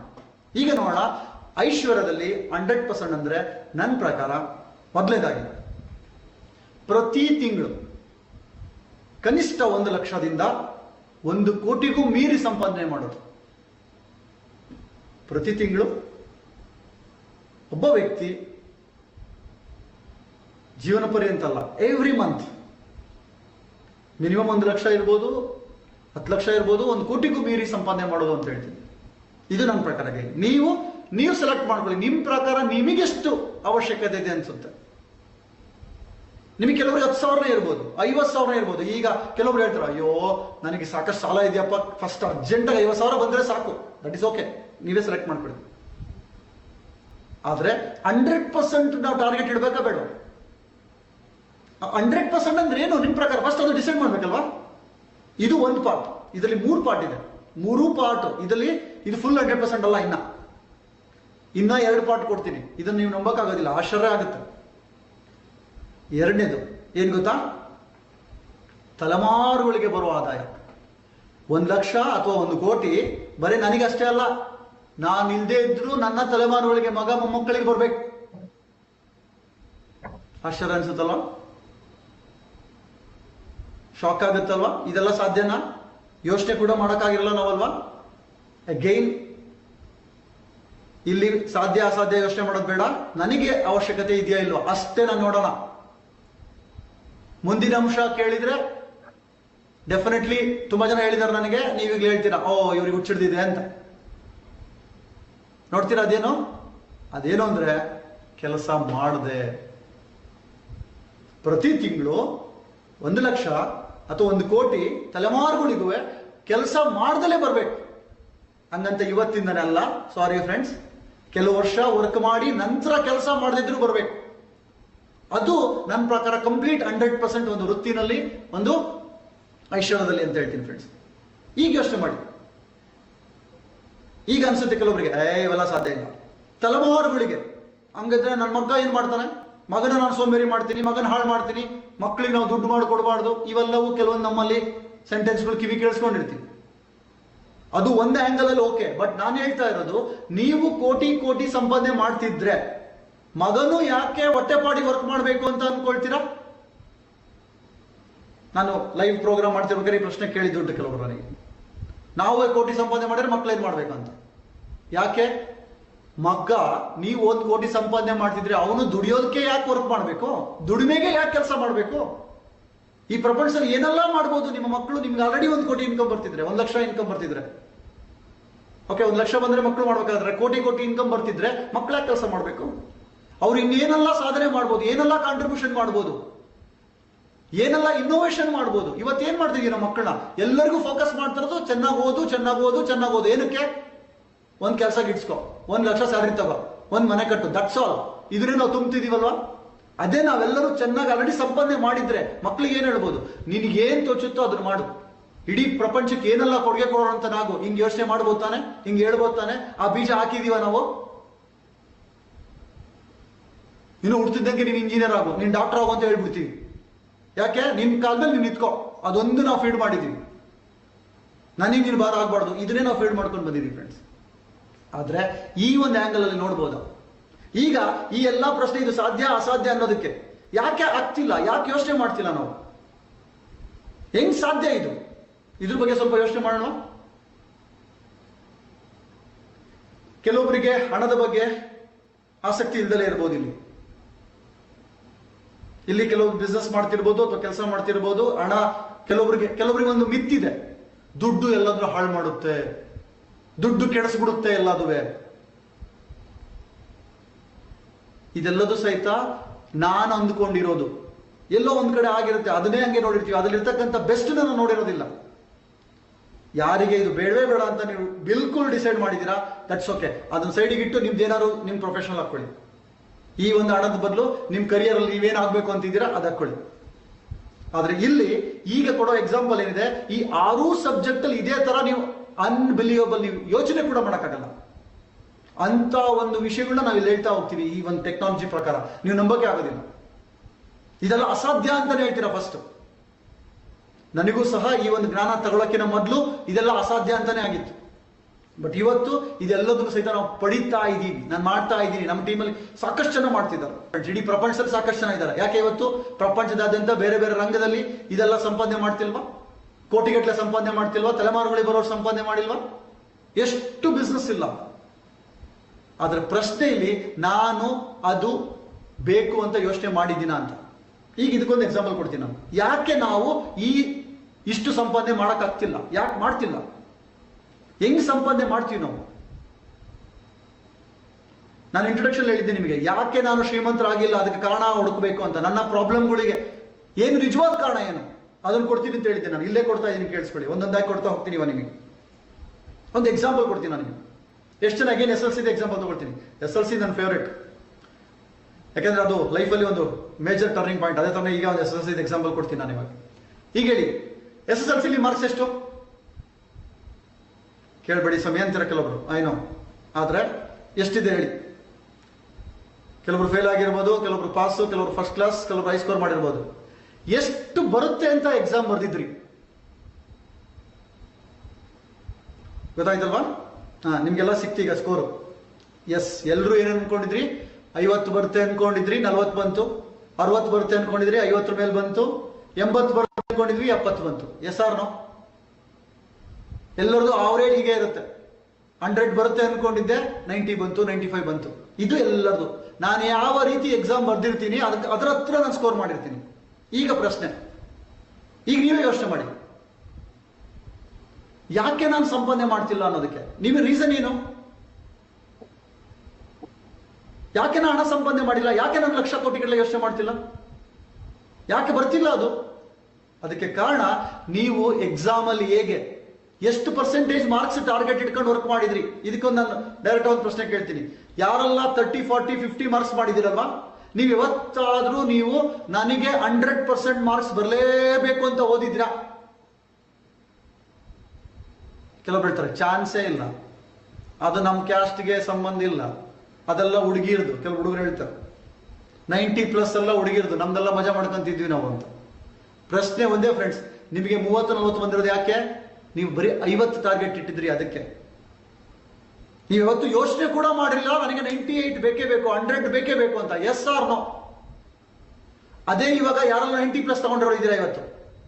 ಈ 90+ ತಗೊಂಡಿರೋರಿಗೆ ನಾನು ಪ್ರಶ್ನೆ ಕೇಳ್ತೀನಿ, ನೀವು ಉತ್ತರ ಕೊಡಿ. ಈಗ ನೀವು ಯಾವತ್ತಾದ್ರೂ ಓದಬೇಕಾದ್ರೆ ನನಗೆ 40 ಬಂದ್ರೆ ಸಾಕು ಅಂತ ಓದಿದ್ರಾ? No chance. ನೀವು ಅದಕ್ಕೆ ನೋ ಚಾನ್ಸ್ ಹೇಳ್ತೀರಾ. ನೀವು ಯಾವತ್ತು ಟಾರ್ಗೆಟ್ ಇಟ್ಟಿದ್ದು ನಾನು 100 ಬೇಕೇ ಬೇಕು, 90 ಬೇಕೇ ಬೇಕು ಅಂತ. ನೀವೇನ್ ಟಾರ್ಗೆಟ್ ಇಟ್ಟಿದ್ರಿ ಅದಕ್ಕೆ ಹತ್ರದಲ್ಲಿ ನೀವು ಪಡ್ಕೊಂಡ್ರಿ. ಅದೇ ತರನೇ ನಿಮ್ ಲೈಫ್ ಫ್ರೆಂಡ್ಸ್. ನಿಮ್ ಲೈಫಲ್ಲಿ ಎಷ್ಟು ನೀವು ಸಂಪಾದನೆ ಮಾಡ್ತಿದ್ದೀರಲ್ವಾ, ಅದಕ್ಕೆ ಕಾರಣ ನೀವು ಇಷ್ಟೇ ಸಾಕು ಅನ್ಕೊಂಡ್ರಿ. ಅದಕ್ಕೆ ಸಾಕಿಷ್ಟೇ ಅಂತ ನಾನು ಸೆಟ್ಲ್ ಆಗ್ಬಿಟ್ಟಿದ್ದೀನಿ. ನಾನು ಯೋಚನೆ ಕೂಡ ಮಾಡಿಲ್ಲ ನನಗೆ 100 ಬೇಕೇ ಬೇಕು ಅಂತ. ಇವತ್ತು ಸ್ಕೂಲಲ್ಲಿ ಮಕ್ಕಳದೇ ತಗೊಳ್ಳೋಣ, ಯಾರು 100% ಸ್ಕೋರ್ ಮಾಡಿರ್ತಾರಲ್ಲ ಅವರೇ ನಿರ್ಧಾರ ಮಾಡಿರ್ತಾರೆ, ಅವ್ರಿಗೆ ಯಾರು ಹೇಳ್ಬೇಕಾಗಿಲ್ಲ. ಅದೇ 30-40% ಯಾರು ಹೇಳಿದ್ರು ಸಹಿತ ಅವ್ರು ಎಷ್ಟೇ ಹೇಳಿದ್ರು ಅವ್ರು ಓದೋದಿಲ್ಲ. ಅವ್ರು ಒಳಗಡೆಯಿಂದ ಬರಬೇಕು, ಅದು ನನಗೆ ಬೇಕು ಅಂತ. ಅದೇ ತರನೇ ನೀವುಗಳು ಪ್ರಶ್ನೆ ಮಾಡ್ಕೊಳ್ಳಿ, ನಿಮಗೆ ನಿಜವಾಗ್ಲೂ ಅಷ್ಟು ಇನ್ಕಮ್ ನನಗೆ ಬೇಕೇ ಬೇಕು ಅಂತ ನೀವು ಡಿಸೈಡ್ ಮಾಡಿದ್ರಾ? ಅದಕ್ಕೆ ಏನ್ ಬೇಕಾದ್ರೂ ನಾನು ಮಾಡ್ತೀನಿ ಅಂತ ನೀವು ನಿರ್ಧಾರ ಮಾಡಿದ್ರಾ? ಸಾಧ್ಯನೇ ಇಲ್ಲ. ಅದ್ರ ಬಗ್ಗೆ ಯೋಚನೆ ಕೂಡ ಮಾಡಿರೋದಿಲ್ಲ ನಾವು. ಎಷ್ಟಿದೆಯೋ ಅಷ್ಟು ಸಾಕಪ್ಪ. ನಮ್ಮ ಫ್ರೆಂಡ್ಗೊಬ್ರಿಗೆ ಕೇಳಿದ್ದೇನೆ, ನಿಮ್ದು 4 ವೀಲರ್ ಇದೆಯಾ ಅಂತ. ಅವ್ರು ಹೇಳಿದ್ರು, ಇಲ್ಲ ಸರ್ 4 ವೀಲರ್ ಇಲ್ಲ, 2 2 ವೀಲರ್ ಇದೆ ಅಂತ. 2 2 ವೀಲರ್ 4 ವೀಲರ್ ಆಗುತ್ತಾ? ನನ್ನನ್ನು ಹೆಂಗ್ ಸಮಾಧಾನ ಮಾಡ್ಕೊಂತಿರ್ತೀನಿ ನಾನು ಅಂತ. ನನ್ನ ಜೀವನನ ಕೆಳಮಟ್ಟದ ನೋಡ್ಕೊಂಡು ಒಬ್ಬ ಅವ್ರಿಗಿನ ಬೆಟರ್ ಅಂತ ಜೀವಿಸ್ತಾ ಇರ್ತೀನಿ. ಎಸ್, ಅದು ಜೀವಿಸ್ಬೇಕಾಗೆ, ನಾನು ಇಲ್ಲ ಅಂತ ಹೇಳ್ತಿಲ್ಲ. ಬಟ್ ನನ್ನ ಸಾಮರ್ಥ್ಯ ಇದೆಯಲ್ವಾ, ನಾನು ಏನ್ ಬೇಕಾದ್ರೂ ಸಾಧ್ಯ ಮಾಡೋ ಸಾಮರ್ಥ್ಯ ನನಗಿದೆಯಾ ಇಲ್ವಾ? ಅದ್ರ ಬಗ್ಗೆ ಯಾವತ್ತಾರು ಯೋಚನೆ ಮಾಡಿದೀನ? ನನಗೆ ಬೇಕೇ ಬೇಕು ಅನ್ಕೊಂಡಿದ್ರೆ ಅದಕ್ಕೆ ಏನ್ ಬೇಕಾದ್ರೂ ಮಾಡಿ ಪಡಿತೀನಿ. ನನಗೆ ಬೇಕೇ ಬೇಕು ಅಂತಿಲ್ಲ, ಅದಕ್ಕೆ ನಾನು ಪಡೆದಿಲ್ಲ. Yes or no? ನಿಮ್ಮ SSLC ನಲ್ಲಿ ನಿಮ್ ಜೊತೆಗೇನೆ ಎಷ್ಟೋ ಜನ ಓದಿದ್ರು, ಅದೇ ಸ್ಕೂಲು, ಅದೇ ಪಾಠ ಮಾಡಿರೋ ಮೇಷ್ಟ್ರು, ಅದೇ ಪಾಠ, ಎಕ್ಸಾಮ್ನರು ಒಬ್ರೆ. ಆದ್ರೆ ಅದೇ ಸ್ಕೂಲಲ್ಲಿ 90+ ತಗೊಂಡಿರೋರು ಇದ್ದಾರೆ, ಫೇಲ್ ಆಗಿರೋರು ಇದ್ದಾರೆ. ನೀವೇನು ಅಂತ ನೀವೇ ಪ್ರಶ್ನೆ ಮಾಡ್ಕೊಳ್ಳಿ. ಯಾರು 90+ ತಗೊಂಡಿದ್ದಾರೆ ಅವರು ಸ್ಟ್ರಾಂಗ್ ಆಗಿ ನಿರ್ಧಾರ ಮಾಡಿದ್ರು, ಎಸ್ ನಾನು ಏನೇ ಆಗ್ಲಿ, ಎಷ್ಟೇ ಕಷ್ಟ ಆಗ್ಲಿ ನಾನು ಓದ್ತೀನಿ. ಅದಕ್ಕೆ ರೀಸನ್ ಅವ್ರು ತಗೊಂಡಿರೋ ನಿರ್ಧಾರ. ಫೇಲ್ ಆಗಿರೋ ಏನ್ ಹೇಳಿದ್ರು? ಸ್ಕೂಲ್ ಸರಿ ಇಲ್ಲ ಅಂದ್ರು, ಮೇಷ್ಟ್ರು ಸರಿ ಇಲ್ಲ ಅಂದ್ರು, ನಮ್ಮಪ್ಪ ಕೆಲ್ಸಕ್ಕೆ ಹಚ್ಚಿದ್ರು ಅಂದ್ರು. ಹಳ್ಳಿಗಳಲ್ಲಿ ನಾವೆಲ್ಲ ಹೇಳ್ತಾ ಇದ್ವಿ, ಎಮ್ಮೆ ಕಚ್ಚಿದ್ರು ನಮ್ಮ ಮನೆಯವರೆಲ್ಲ ಅಂತ. ದನ ಮೇಸಕ್ಕೆ ಕಳಿಸ್ತಿದ್ರು, ಹೊಲಕ್ಕೆ ಕೆಲಸ ಮಾಡಕ್ ಹೋಗ್ತಿದ್ರು. ಕಾರಣಗಳು 1000 ಕೊಡ್ತಿದ್ವಿ. ಅದ್ರ ನಿಜವಾದ ಕಾರಣ ಏನು? ನಿಜವಾದ ಕಾರಣ ನನಗೆ 100% ಬೇಕೇ ಬೇಕಾಗಿರ್ಲಿಲ್ಲ. That's it. ನೀವು ಚೆಕ್ ಮಾಡ್ಕೊಳ್ಳಿ. ನಿಮ್ಮ ಜೀವನದಲ್ಲಿ ಏನೆಲ್ಲ ಪಡ್ಕೊಂಡಿದ್ದೀರಾ ಇವತ್ತು, ಅದು ಒಂದು ದಿನ ಬೇಕೇ ಬೇಕು ಅಂತ ಸ್ಟ್ರಾಂಗ್ ಆಗಿ ನಿರ್ಧಾರ ಮಾಡಿದ್ರೆ ಅದಕ್ಕೆ ಅದು ಸಿಕ್ಕಿದೆ. ಏನೆಲ್ಲ ಪಡ್ಕೊಂಡಿಲ್ಲ ಅದು ನಿಮಗೆ ಬೇಕೇ ಬೇಕು ಅಂತ ನಿರ್ಧಾರ ಮಾಡಿಲ್ಲ. ಸಿಕ್ಕರು ಓಕೆ, ಸಿಗದೆ ಇದ್ರು ಓಕೆ. ಈ ತರ ನಾವು ಜೀವಿಸ್ತಾ ಇದೀವಿ ಫ್ರೆಂಡ್ಸ್. ಈ ಒಂದು ಲೈಫಲ್ಲಿ ದ ಮೋಸ್ಟ್ ಇಂಪಾರ್ಟೆಂಟ್, ನನಗೇನು ಬೇಕು, ನನಗೆ ಬೇಕಾ ಬೇಡ, ಫಸ್ಟ್ ಅದನ್ನ ಡಿಸೈಡ್ ಮಾಡಬೇಕು. ಆ ನಂತರ ಅದನ್ನ ಹೇಗೆ ಪಡೆಯೋದು ಅಂತ. ಅದಕ್ಕೆ 100 ದಾರಿಗಳಿರುತ್ತೆ.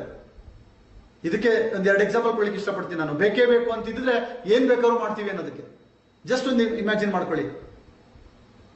ಒಂದು ಹಳ್ಳಿನಲ್ಲಿ ಒಂದು ಮಗು ಇರುತ್ತೆ. ಒಂದು ತಾಯಿ ಗುಡಿಸ್ಲಲ್ಲಿ ಇರ್ತಾಳೆ. ಆ ಗುಡಿಸ್ಲಿಂದ ಹೊರಗಡೆ ಹೋಗಿರ್ತಾಳೆ ತಾಯಿ ನೀರು ತರೋದಕ್ಕೆ. ಬರೋ ಅಷ್ಟೊತ್ತಿಗೆ ಗುಡಿಸ್ಲಿಗೆ ಬೆಂಕಿ ಎತ್ಕೊಂಡ್ಬಿಟ್ಟಿರುತ್ತೆ. ಆ ಗುಡಿಸ್ಲೊಳಗಡೆ ಮಗು ಇದೆ. ತಾಯಿ ಏನ್ ಮಾಡ್ತಾಳೆ? ತಾಯಿ ಅಂದ್ರೆ ನೀವಿದ್ರೆ ಏನ್ ಮಾಡ್ತಿದ್ರಿ? ಆ ಟೈಮಲ್ಲಿ ಯೋಚನೆ ಮಾಡ್ತೀವ? ಎಲ್ಲ ಬಿಟ್ಬಿಟ್ಟು ಜನಗಳೆಲ್ಲ ತಡಿತಿರ್ತಾರೆ, ನೀ ಸತ್ತೋಗ್ತೀಯ ಬೆಂಕಿಗೆ ಹೋದ್ರೆ ಅಂತ. ಆದ್ರೆ ಒಬ್ಬ ತಾಯಿ ಹೋಗಿ ನುಗ್ಗಿ ಆ ಮಗುನ ಕರ್ಕೊಂಡ್ ಬರ್ತಾಳೆ. Yes or no? ಯಾಕದು? ಆ ಮಗು ನನ್ನ ಜೀವ, ನನಗದು ಬೇಕೇ ಬೇಕು ಅಂತ ನಾನು ನಿರ್ಧಾರ ಮಾಡಿರ್ತೀನಿ. ನಾನು ಏನೇ ಆದ್ರೂ ನನಗೆ ಕೇರ್ ಮಾಡೋದಿಲ್ಲ. ಆ ಮಗುನ ಕರ್ಕೊಂಡು ಬಂದ ಮೇಲೆ ಆ ತಾಯಿಗೆ ಒಂದು ಕ್ಯಾಂಡ್ಲು ಕೊಡಿ, ಅಮ್ಮ ಇದು ಸ್ವಲ್ಪ ಇದು ಮುಟ್ಟು ಅಂತ. ಮುಟ್ತಾಳ? ನಾನು ಸುಡುತ್ತೆ ಅಂತಾಳೆ. ಅವಾಗ ಮೈ ತುಂಬ ಬೆಂಕಿ ಬೀಳ್ತಾ ಇತ್ತು, ಅವಾಗ ಕೇರ್ ಮಾಡಲಿಲ್ಲ. ಯಾಕೆ? ಅಲ್ಲಿ ಮಗು ಬೇಕೇ ಬೇಕಾಗಿತ್ತು. ಅದೇ ತರ ನಿಮ್ಮ ಜೀವನದಲ್ಲಿ ನೀವು ಈ ಒಂದು ಇನ್ಕಮ್ ಆಗಿರ್ಬೋದು, ಏನೇ ಆಗಿರ್ಬೋದು, ನನಗೆ ಬೇಕೇ ಬೇಕು. ಈ ಎಲ್ಲ ಸಬ್ಜೆಕ್ಟ್ ಅಷ್ಟೇ. ಇವಾಗ ಏನ್ ಹೇಳ್ತಾ ಇದೀನಿಲ್ಲ, ಇದು ಬರೀ ಒಂದು ಸಬ್ಜೆಕ್ಟ್ ಅಲ್ಲ ಫ್ರೆಂಡ್ಸ್. ಈ ಎಲ್ಲ ಸಬ್ಜೆಕ್ಟ್ ಅಲ್ಲೂ 100% ನಾವು ನೋಡ್ತಾ ಹೋಗ್ತೀವಿ. ಈಗ ಅವೆಲ್ಲವಕ್ಕೂ ನನಗೆ ಬೇಕೇ ಬೇಕು ಅನ್ಕೊಂಡಿದ್ರೆ ನೀವು ಪಡೆದೇ ಪಡಿತೀರಾ ಫ್ರೆಂಡ್ಸ್. ನನಗೆ ಬೇಕೇ ಬೇಕು ಅಂತ ಅನ್ಕೊಂಡಿಲ್ಲ, ಅದಕ್ಕೆ ನಾನು ಪಡೆದಿಲ್ಲ. ಇದಕ್ಕೆ ಇನ್ನೊಂದು ಬೆಸ್ಟ್ ಎಕ್ಸಾಂಪಲ್ ಕೊಡ್ತೀನಿ. ನಾನು ಬೇಕೇ ಬೇಕು ಅಂತ ಡಿಸೈಡ್ ಮಾಡಿದ್ರೆ ಇಡೀ ಎಲ್ಲರೂ ನನಗೆ ಸಪೋರ್ಟ್ ಮಾಡ್ತಾರೆ, ನಾನು ಏನೋ ಅದ್ರ ಹೆಂಗೋ ಪಡ್ಕೊಳ್ತೀನಿ, ಯಾವ ಟ್ರೈನಿಂಗು ಬೇಕಿಲ್ಲ. ಇದಕ್ಕೆ ಬೆಸ್ಟ್ ಎಕ್ಸಾಂಪಲ್ ಅಂದ್ರೆ ನಮ್ಮ ಲವ್ ಮ್ಯಾರೇಜ್ ಆಗಿರೋ. ಎಷ್ಟು ಜನ ಲವ್ ಮ್ಯಾರೇಜ್ ಆಗಿದ್ದೀರಾ? ಕೈ ಎತ್ತಿ.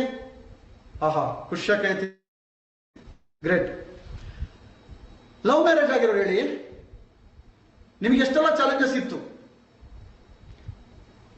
ಹುಡುಗಿ ಅಣ್ಣನ ಕಡೆ ಹೊಡೆದಿರ್ತಾರೆ ಹುಡುಗಂಗೆ, ಹುಡುಗನ್ ಕಡೆ ಹೊಡೆದಿರ್ತಾರೆ, ರೂಮ್ ಲಾಕ್ ಮಾಡಿರ್ತಾರೆ. ಆದ್ರೂ ಸಹಿತ ಮನೆಯಿಂದ ಎಸ್ಕೇಪ್ ಆಗಿ ಲವ್ ಮ್ಯಾರೇಜ್ ಆಗಿರ್ತೀರ. Yes or no?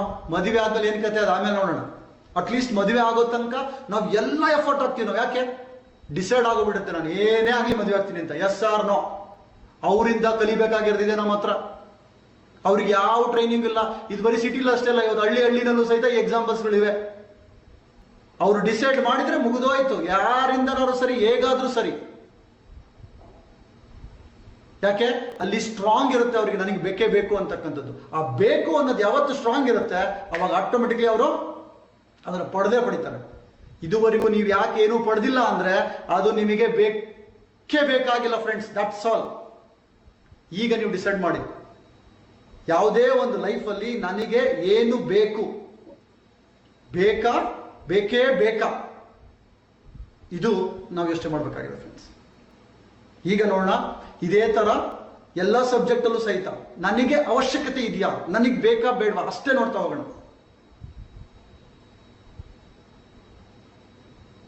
ಇದನ್ನು ನೀವು ನೋಡಿದ್ದೇ ಆದ್ರೆ ನಿಮಗೆ ದಾರಿ ತಂತಾನೆ ಸಿಗುತ್ತೆ. ಇಡೀ ಬ್ರಹ್ಮಾಂಡ ನಮಗೆ ಸಪೋರ್ಟ್ ಮಾಡುತ್ತೆ. ಬಿಕಾಸ್ ನಮಗೇನ್ ಬೇಕೋ ಅದು ಪಡೆಯೋ ಅಧಿಕಾರ ಎಲ್ರಿಗೂ ಇದೆ. ಅಂಡ್ ಇವತ್ತೆಲ್ಲರೂ ಯಾರೆಲ್ಲ ಸಾಧಕರಿದ್ದಾರೆ ಅವರೆಲ್ಲರೂ ಸಹಿತ ತುಂಬಾ ಕೆಳಮಟ್ಟದಾಗಿದ್ದಾರೆ. ಬಟ್ ಅವರ ವಿಶೇಷತೆ ಏನು ಅಂದ್ರೆ, ಅವ್ರು ಬೇಕೇ ಬೇಕು ಅಂದ್ರು ಅದಕ್ಕೆ ಅವ್ರಿಗೆಲ್ಲರಿಗೂ ಸಿಕ್ತು. ನನಗಿದು ಬೇಕೇ ಬೇಕು ಅಂತ ಅನ್ಸಿಲ್ಲ, ಅದಕ್ಕೆ ನಾನು ಪಡ್ಕೊಳಕ್ ಏನ್ ಬೇಕು ಅದನ್ನ ಮಾಡಿಲ್ಲ.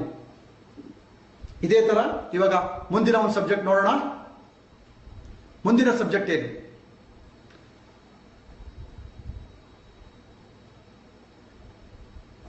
ಮುಂದಿನ ಸಬ್ಜೆಕ್ಟ್ ಆರೋಗ್ಯ. ಎಸ್ ಫ್ರೆಂಡ್ಸ್, ಆರೋಗ್ಯ ಅಂದ್ರೆ ಏನು, ಆರೋಗ್ಯದಲ್ಲಿ 100% ಅಂದ್ರೆ ಏನು ನೋಡ್ತಾ ಹೋಗೋಣ. ನಿಮ್ಮ ಪ್ರಕಾರ ಸ್ವಲ್ಪ ಹೇಳಿ ನೋಡೋಣ. ಆರೋಗ್ಯದಲ್ಲಿ 100% ಅಂದ್ರೆ ಏನು ಅಂತ. ಆರೋಗ್ಯವಾಗಿರೋದು, ಕಾಯಿಲೆ ಇಲ್ದಲೇ ಇರೋದು, ಅದೆಲ್ಲ ಅನ್ಸುತ್ತೆ. But again it's another view. ನಾನೊಂದು ನನ್ನ ಆ್ಯಂಗಲ್ನ ಕೊಡ್ತೀನಿ. ನನ್ನ ಪ್ರಕಾರ ಆರೋಗ್ಯವಾಗಿ ನಡೆದಾಡಿಕೊಂಡು, ನೀವು ನಡೆದಾಡ್ಕೊಂಡಿದ್ದೀರಾ ಅಂದ್ರೆ ನೀವು ಆರೋಗ್ಯವಾಗಿದ್ದೀರಾ ಅಂತ ಅರ್ಥ. ಅದೇ ತರ ಖುಷಿಯಿಂದ, ಖುಷಿಯಾಗಿ, ಮುಂದಿನ ಅಂಶ ಶಾಕ್ ಆಗುತ್ತೆ, 100 ವರ್ಷಕ್ಕೂ ಹೆಚ್ಚು ಕಾಲ ಬದುಕೋದು. ಇದು ನನ್ನ ಪ್ರಕಾರ 100%.